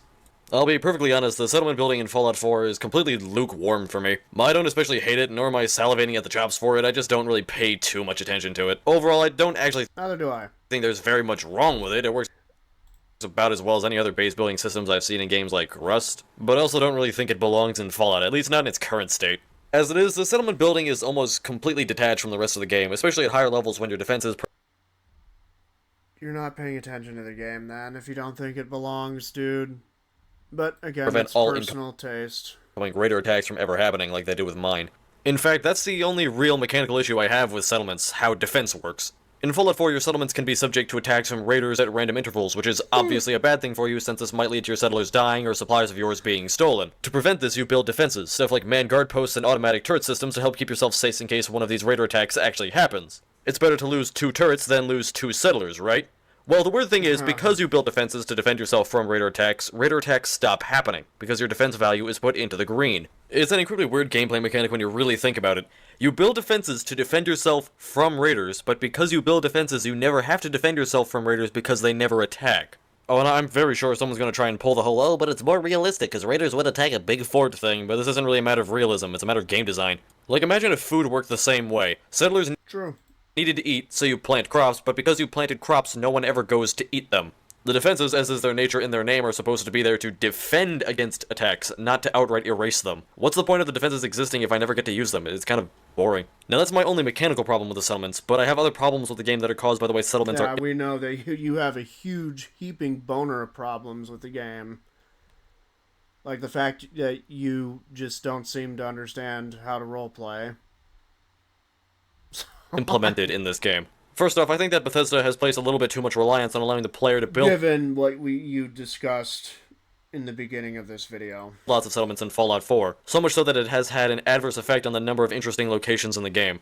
Sometimes it almost seems like Bethesda was more interested with giving the player lots of locations to build in Fallout 4 rather than creating fleshed out areas and towns. It should be no secret to anyone that Fallout 4 has almost the shortest list of civilized locations in any Fallout game. Removing locations that exist just to be worked on by the player and that don't have any non-hostile NPCs, such as Sanctuary Hills, Fallout 4 has a whopping 6 towns. Diamond City, Good Neighbor, the Crater of Adam if that counts, Covenant, the Slog, which is barely even a town because it's just 5 people, and Bunker Hill. Of these 6, Covenant, Diamond City, and Good Neighbor are the only ones with population counts in the double digits. The only Fallout game Fallout 4 even competes with in this regard is Fallout 1, which has 5 if you don't count Lost Hills and the Cathedral, which are both more like military bases. And mind you, this is Fallout 1, which is contained on just a few hundred megabytes versus Fallout 4's 29 gigs of data. Fallout 2 has 14 if you count Vault 13 as a town, and Fallout 3 had 12 if you count Girder Shade, which is a settlement of just 2 people. And Fallout New Vegas also had 12 if you count the miners in Sloan. I'm not about to say that having more towns is just better, because it isn't always, but there are many locations in Fallout 4 which could have served as more interesting hotspots, or even as Fair take. towns, but are instead just made into flat plains of enemies with a workbench in the center. The greatest That's a pretty decent take. Personally, I don't care, like, at all. I think maybe they were like, oh, we could just go, you know, the Fallout 1 route for the fans. Have, like, smaller towns, you know, and then, you know, with the settlement system, we can, build things. I don't know. Intentions, we will never know. example I have of what I believe to be a town that got cut off at some point and replaced with an easy settlement build location is the Sunshine Tidings Co-op. This place is initially intriguing because it has a weird hippie robot orbiting the main building, though he has nothing at all to say aside from 3 generic barks. All the buildings beyond the main one are then devoid of anything of note. They're all just filled with some ghouls, and once you clear all those out, there's nothing really of any interest to explore about in the town, except for the workshop. The reason I think this place was supposed to be more interesting at one point is the orbiting Mr. Handy. There's no way Bethesda would put in the work of getting a voice actor to record these specific and unique lines just to have some robot circle around a building. That is a complete waste of time and money. There is no way they didn't have something planned for this location, which got scrapped at some point. And the thing is that instead of finishing it to some degree, they just instead chopped it off and made a settlement location out of it. The workshop becomes an easy escape for unfinished content, or possibly even worse, was decided as more important. Oh, and lastly, as an additional note, towns have always been the biggest hotspots of content in the Fallout games. Having too few of them is a bad idea. A moment ago, But you just defended Fallout 1 for having less towns. But that's because of the size of the game. And then now it's a bad option. Make it make sense, please. I mentioned that I don't think settlements really have much to do with anything else on the game. I mean, if we're going to be real, based on how Fallout 1 was designed, then there's no excuse for that either. Since every location loaded, including random encounters. And I do believe that. In their current state, I don't think settlements really have much to do with something that fits in Fallout. Then you're not getting the fucking Minutemen, dude. That's just painfully obvious. You're not paying attention. Because if you understood the Minutemen, they are about rebuilding the world. And you could partake in that if you so do wish. How does it not? As they are now, they're just a mini-game you occasionally do before going out and exploring for however many hours. They're almost like filler in between all of the real game. It has nothing to really do with combat or looting or, most importantly, role-playing. So if you're telling me if I roleplayed as a fucking Minutemen purist, just, nope, settlement systems just don't mean roleplaying. Or at least, yeah, like if I was role-playing as a Minutemen purist, which actually I'm thinking of making that being my next character. Who knows? Who knows? I do want to make this serial killer character again, but that's besides the point, dude. Like, yeah, it can be used for role-playing. Oh shit, pardon me. You can make a fucking player house. Are you fucking kidding me? I actually have a suggestion rather than a complaint this time, one I voiced in an old video of mine that has since been purged from the channel, and that's to make the And your whole channel's purged now, buddy. settlements a win condition in the main story. Instead of making them a matter of just collecting resources and building houses, make building a settlement something that actually has an impact on the world. Have it so factions and other towns will try to interact with you as you grow. Make the player take sides and make deals with the other groups in the area. Expectations, expectations, expectations, expectations. This was on old hardware back then. He's asking for fucking RTX 4090 Super levels of detail here. Like, come on, dude. and eventually let us get to the point Fucking God. where we've set up enough trade routes and amassed enough money to become a baron and win the game by buying our way to victory. For Fallout 4, See, this is the issue I have with these types of videos. They just expect so much, and they just, like, this is why they're called critics. Or I wouldn't even call them critics. I would just say they're people that have way too much or way too many expectations for the fucking game. I mean, dude, this was on some pretty fucking low tier hardware as of to date, and it would not have ran well on all the platforms this game was available for if they did add everything that you said. And that probably would have made the fucking settlement system more tedious, just saying. originally suggested that this be done by having the player fund a war effort on part of the gunners to I mean, it's funny and ironic to me that you're even suggesting what they should have done better when you don't seem to understand how to roleplay without your hand being held and fill in the blanks yourself. Just saying. destroy whichever other major factions the player hadn't aligned with and secure a victory for their side. The important part, however, is making it so settlements are something that has a tangible effect on the people of the wasteland we play in, not just And honestly, dude, I'm gonna just say it straight up. If this is true, because I read somewhere on Reddit, because I wanted to know why his channel got deleted, and I don't know if this is true. This is just, of course, on Reddit, so I take everything on that with a grain of salt. And someone can confirm this if they know the actual details and were there for it. This dude deleted his channel because a video of his got responded to, and he flipped out on Twitter.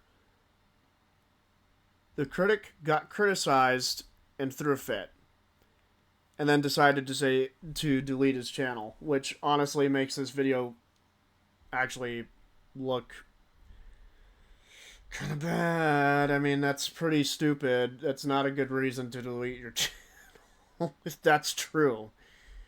If that is true. it's a big playset where the player can build Again, I have no idea. 20 different kinds of sandcastles after they collect enough balsa wood and tape measures. Oh, my hometown. Well, the last video didn't get copyright striked, but this is not in my video. This is a reaction YouTube for the bots that may look at this. Not the viewers. Not calling you guys bots, but the YouTube bots that may try to flag this.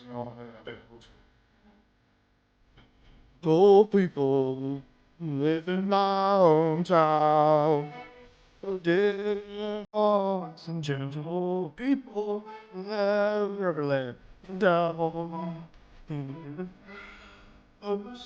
Right till Monday is another weekend goes.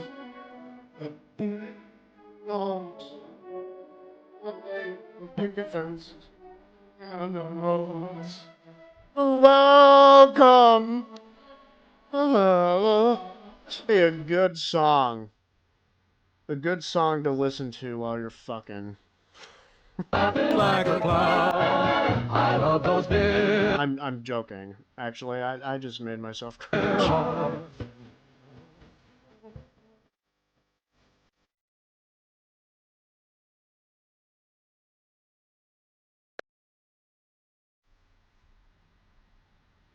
A few bits ago, Mama Murphy gave us one of her visions, which details that our son Wow, you're still on this. Sean is in Diamond City. The biggest Why not just cover the fucking complete or the story first and then get into the side stuff?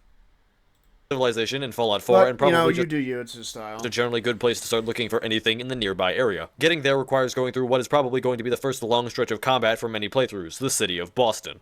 We'll get to this later. Once we've successfully traversed the harsh landscapes of Boston, we get to the jewel of the Commonwealth, glorious Diamond City. Outside we see some yuppie screaming at the intercom who explains that they've locked the main gates to prevent her from getting in, and I guess they just plan to keep them locked forever or something. Cause she only gets in when she explains to the gatekeeper that they're also keeping out all of the traders from the city. Once we get the gate open, we're introduced to the mayor, and he and this lady, Piper, have a very awkward argument about her being let in that reminds me too closely of when mother and father would fight about the dishes.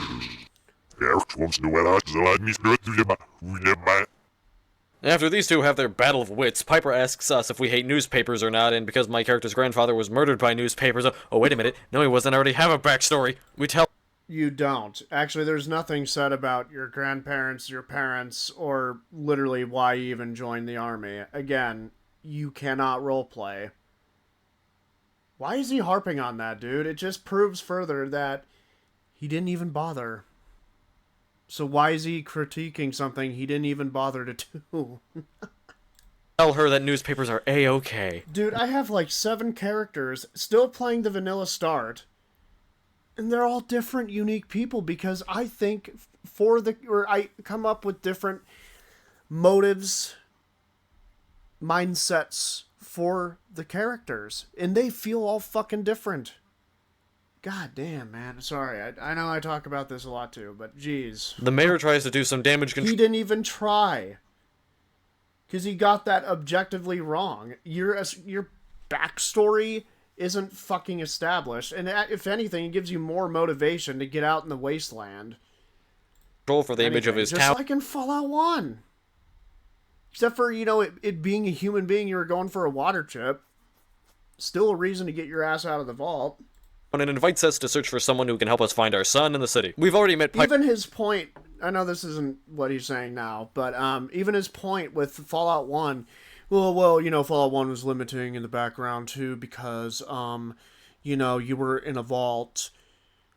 Motherfucker, why did you get chosen for the water chip mission or quest line? Were you too much of a prick in the vault? And they were just, you know, keeping the peace with you, the overseer was, so he doesn't stir shit. Tries to make the asshole feel special. Dude, imagination, please. Piper, who's a local journalist, so we talk to her first and end up recruiting her as a companion.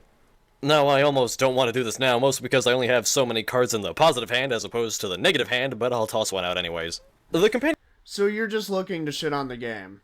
That's what that's telling me.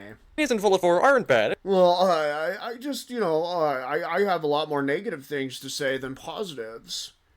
You know? They're not bad at all, minus a few things. It seems like Bethesda actually did learn something from Obsidian and use their new information to create ones that are far more interesting than any of the followers in Fallout 3 or Skyrim. Once again, let's rewind the time machine here and take a look back at how companions worked in previous games. Both Fallout 3 and Skyrim both featured companions that were incredibly basic. All they really did was carry your stuff and shoot things with you, nothing else beyond that. Now, to properly understand why that is especially bad, let's crank back the time machine even further to the prehistoric times of 1974, the year Dungeons & Dragons was released. Now, just in case you've been in a coma or a testicle for the last few decades, Dungeons & Dragons is the RPG that has grandfathered pretty much every existing RPG game in some way or form, at least games that can actually be called RPGs. Dungeons & Dragons is a Oh, well, I guess Fallout 4 doesn't fall into that. tabletop RPG where a party of anywhere I from wonder what made me think that. 3 to around 6, although there's technically no limit at all, go on an adventure which is designed by the Dungeon Master, a host who carefully plans out every part of the adventure or campaign that they can think of. Players assume the role of characters in the Why are you bringing up D&D, though? That just doesn't make sense, dude, because if we're going to be honest, D&D is way more complex and narrative-driven and has way more choices and consequences and possible dialogue options than any fucking video game could ever pull. world of the campaign, roll their characters with dice, and set out doing whatever it is they're going to be. I mean, fucking D&D is like the top tier, and New Vegas doesn't actually get that far. Sorry, I went a little fucking English there. Doing. Since your party is I made meant up to sound, you know, snooty. of other actual people playing the role of someone with a story and personality they spent time designing, the parties of Dungeons You keep shitting on something you didn't even bother doing and got wrong. He said, literally, you have an established backstory. You know something? Any viewer who played Fallout 4 and actually tried role-playing and did, and who loved it, would watch this video for another perspective, and if they see you got that wrong in the first half, they would not watch the rest of this, and kind of rightfully so. It's 3 hours of just the first half you got wrong, so they would probably say, well, you probably are going to get more wrong too. And you kind of look like you need help role-playing. and Dragons are more or less unmatchable with modern-day computing technology. You go Yeah, no fucking shit, dude. Why bring it up then? to the wastes or the mountains or wherever the hell with a group of other thinking, breathing, living things that have opinions and affiliations, each player acting as the companion of another on their journey. It's almost Yeah. difficult to explain how much fun it can be to play a proper game of Dungeons & Dragons with a cast of other hardcore roleplayers. It's a bit of a riot, and it's also incredibly captivating, mostly because, like I said, each person is their own person. There's all kinds of discourse and interaction, not just with one another, but with every non-player character in the world, since the DM who controls those is also their own person. This is what RPG games try to, or at least should try to, emulate. Most hardcore role-playing games aren't really multiplayer in any way, and there are some like Baldur's Gate, but even Baldur's Gate in a party is harder to roleplay in than a D&D session is. Not important, however. The important part is that most are not multiplayer. So the role This whole thing is not important. What's this have to do with your critique of Fallout? the player's companions has to be filled God damn. by non-player characters. That means attempting as best as you can to emulate the characters of real-life people, and to make them feel like real-life people. This means giving them a story, a personality, preferences, motives, and functionality, since D&D is one of the most open games ever made, and the players can perform all kinds of I actions. don't care what D&D's companions have to offer, bro. You could do way more with D&D than you could ever in a fucking video game, at least in this current moment in time. For one another. Just as a hypothetical example, if you're being attacked by something in the dark, your bard can assign a magic lantern that follows each person, or you can throw each other torches, or whatever other crazy ideas you have involving fireballs. Yeah, and also throw in things that make no sense and have really off-the-cuff conversations, much like this one, about things that are not relevant. Can you do that in D&D? Fallout 3 and Skyrim failed at all Yes, you can. of this. Miserably. In almost every way. It astounds me, really. Yeah, because you don't have an imagination, dude. That's been kind of established since the fucking start of this video, bro. I already have 2 videos, which are more like 7 videos on these 2 games, so I'll keep it short here, as ironic as it is to say that now, and give you the skinny. In Fallout 3 and Skyrim, companions operate on the absolute base of what they need to be called companions, and not Okay. I do agree. much actually. else. Never They mind. follow Scratch that. I walk that back. I'm doubling down. No, I'm not doubling down. I am actually walking that back completely to the house, locking it up. And yeah, I think the companions in fucking Fallout 3 were a joke. And I also think the companions in Skyrim were equally joke tier. Really, no relationships with them, whether that be romantic or platonic? That's fucking insane. And the fact that 90% of the companions in Skyrim, a game I fucking love, by the way, and it's still an RPG, they all are okay with you committing mass murder. And stealing. And joining the Dark Brotherhood. follow you. I hate that. I do agree. That's fucking dumb. They carry stuff, they equip their best gear, and they fight things, and that's about the thick of it. So what they are is not. They are just pretty much usable usable junk dolls. Now, I'm not saying their entire purpose could be replaced by a robot that had a backpack and a gun, but I am, and that's not a good thing, because they're not supposed to be robots. That is, in fact, the opposite of what they are supposed to be. You know who understood that? Obsidian. You know what Obsidian made? Fallout New Vegas. You know what Fallout... Yeah, I know. And they made it in 18 months, blah, blah, blah, and people like to point the finger and blame Bethesda for their idiotic decisions. Anyhow, Fallout New Vegas has? that's a Good topic for another time. companions. I almost don't really feel like I need to say this. It seems to be something everyone in the community has more or less come to terms with. They each had a story, a quest that involved them if you spent enough time with them that helped you get to know them. They were all very well written characters. Cass being probably, in my opinion, my favorite companion. It's funny, it's always the redheads, at least in New Vegas and 4. I like Kate the most, and Cass. It's just those redheads. And had far more utility compared to the previous game because of the companion wheel, which is a UI element that allows for seamless access of various functions of the companion. Bethesda saw this, or at least most of it, and took quite a few notes, because the companions in Fallout 4 are also much better than 3's. They all have stories, a quest of some description, save for Dogmeat 2, Codsworth, Piper Strong, kinda sorta dance. Okay, yeah, a lot. Most, in fact, companions do not have a quest specified to just them that you get through companionship alone. Dance does have a quest. Oh my god, dude. Really? Did you even pay attention to the game? Or were you just so fucking upset that your my skill checks don't show up in dialogue? Is that what you were upset about mainly? Or, like, what do you mean Dance had sort of, sort of companion quest? His companion quest is blind betrayal, dude. Just to let you know. I know his channel's gone. He probably won't see this. I don't really care if he does or doesn't. But, yeah, dude, this is not a good take at all. Like, yeah, I'll say Piper doesn't have a companion quest. She has a backstory. Dance does have a companion quest. Codsworth doesn't. Just has a backstory. You build a pardon me. You build a relationship with him.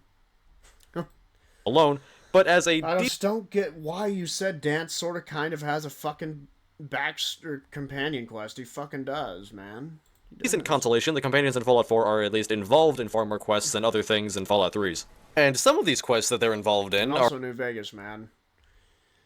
Like, the only thing New Vegas companions were good for in terms of, you know, getting involved in quests was actually giving the thoughts on them after it happened instead of intervening in the conversation.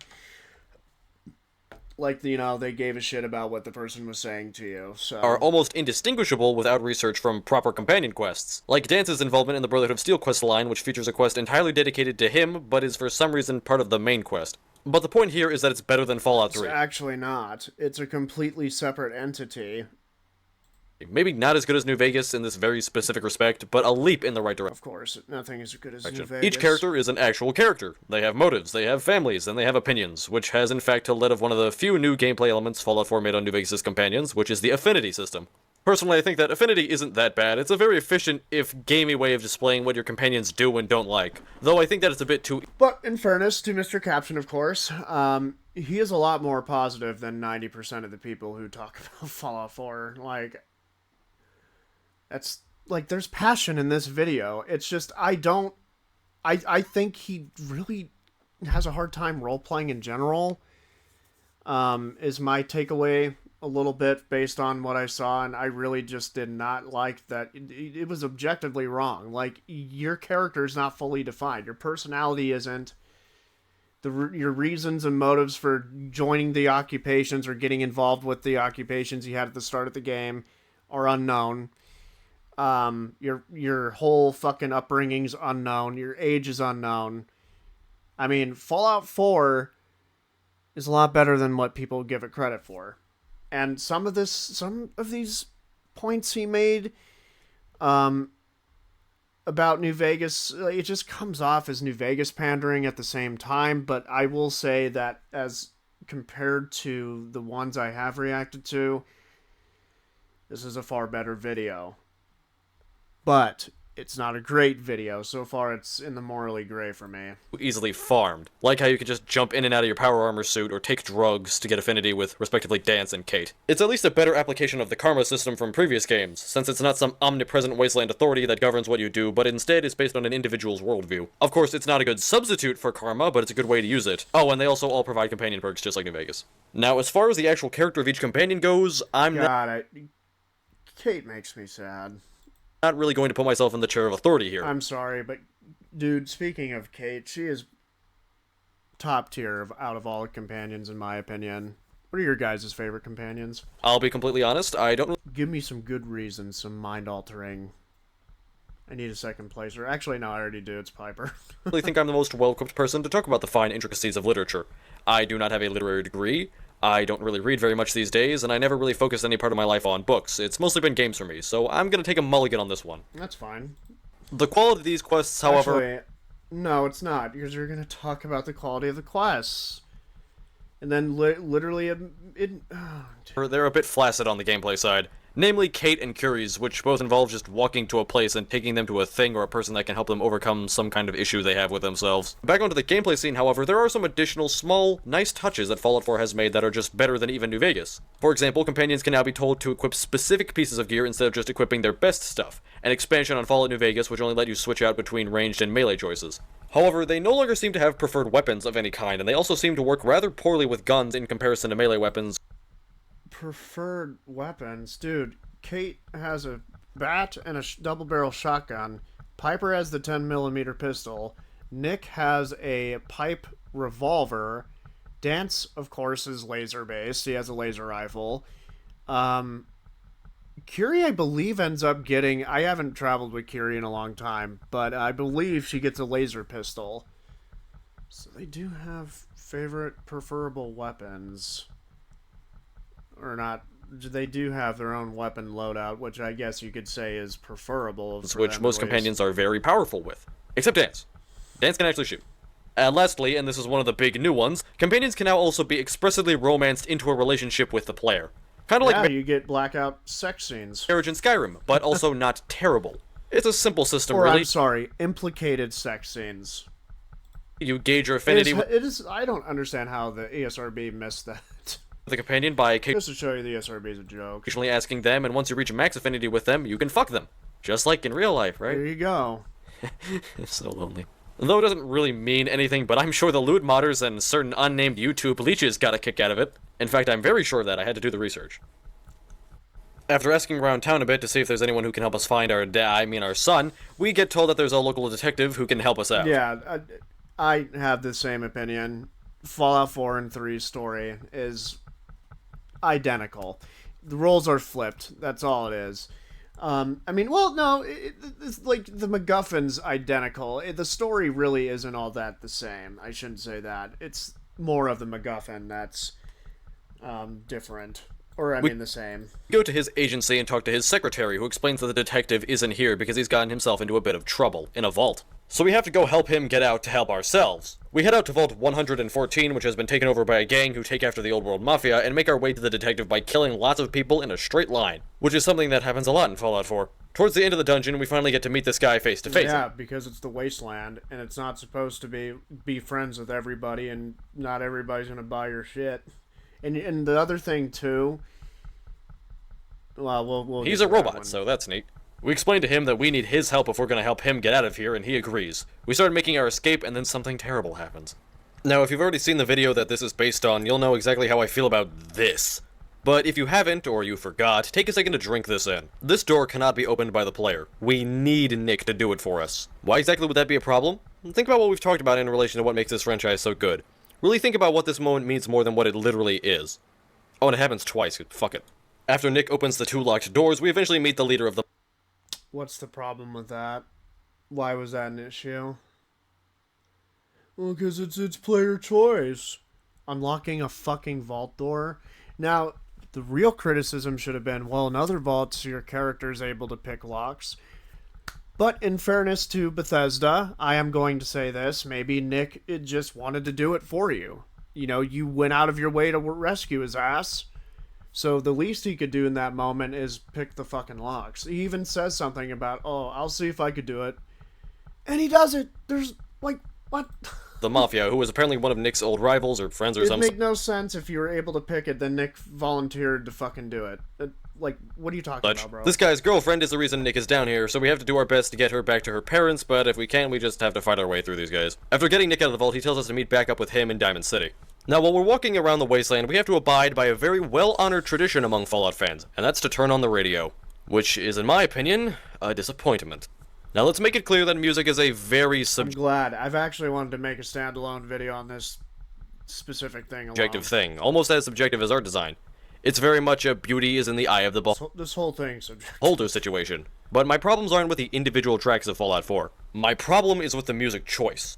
In Fallout 4, for some odd reason, the Bethesda team decided to make a radio soundtrack that is 1 part normal 1950s songs, 2 parts songs about nuclear war or something associated with radiation or rockets or some such, and 2 parts music from Fallout 3.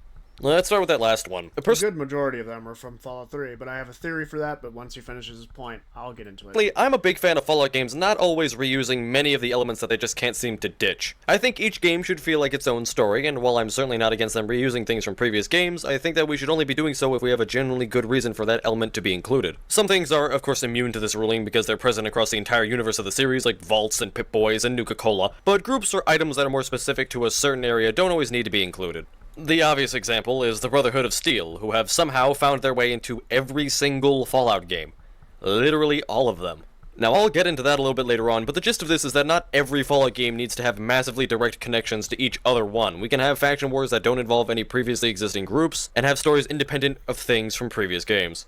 But if nothing else is possible, the least we can have is music that's unique to every game. Fallout 4, however, seems to think the opposite. Personally, I have no idea how this game benefits from reusing music from a previous game at all, outside of maybe Bethesda saving money on licensing. For everyone... You know, from a business standpoint, yeah, I could see that, but... Dude, this is a limited world where everything was destroyed. Why are you bitching about the music choices? And this is in the same coast. Maybe on the east? Those particular tracks were saved? I don't know. seems more like the logical answer to me. But from a business standpoint, I could see what he's saying. One who's played Fallout 3, the soundtrack to 4 is pretty uninspired, and frankly I found it rather boring because it was just playing a whole slew of songs that I've already heard before, as opposed to giving Boston some songs that give the game its own pizzazz. I'm They were good. They're still good songs. mostly curious about why this was done. I know for a fact that Bethesda Like, dude, you gotta think lore reason. If it makes sense lore-wise, which in this case it does because the fucking world's destroyed and not a lot of the things that existed before are around, like cars. I would assume at the very least the music choice would be very limited. Food for thought. Yeah, so we're an hour 4 minutes in. He's talking about the music. Make that a mental note. I'm probably going to make that a note in my phone. Transfer the mental note to a fucking electronic device. And we're going to call it here. So, yeah. So I'm just going to record these in intervals, and I'm going to combine them. So I'll see you pretty much tomorrow. Because right now, as of recording this one, it is 5:11:25, 5:03 a.m. And, yeah, it's a morally gray video, I'm going to say, which is in between, by the way. I don't mean, like, morally. I'm just saying that to sound fancy. Yeah, a few things in this video I just didn't give a fuck for. I really didn't care for the harping on the fact that he thinks that your player character has an established background to the point where you can't make your own character or role play as a particular character is fucking insane. Like, are you going to sit there and tell me, dude, that, oh yeah, by the way, you can't role play in a game that doesn't have your personality, your age, your reasoning to join an occupation, your skill set, all mapped out, is a bit ridiculous, man. And he harped on it. Oh, it's, a game that's supposed to be about role-playing. That's why I say, I don't think you can. 90% of the people that say that this game, you cannot roleplay in this game, probably can't roleplay without the game telling them who they are. Or reminding them of who they are and what skills they invested in, because, bro, this game don't hold your fucking hand. The game literally allows you to be whoever you want. If you want to be a min-max god, you can. If you want to be a grenade-slinging motherfucker in Fallout 4, you can do that. If you want to be a gunslinger in Fallout 4 who could talk their way out of situations, you could do that. Hell, if you want to be a gunslinger who thinks they could talk their way out of situations, you could do that as well. There's plenty of other reasons. It's not just dialogue that makes a game a role-playing game. It's also being able to get into your character's head and give them motives and pretty much view sets on particular situations, how they respond and react to different conversations. But that's besides the point. So anyhow, I'll see you when this whole fucking thing's done.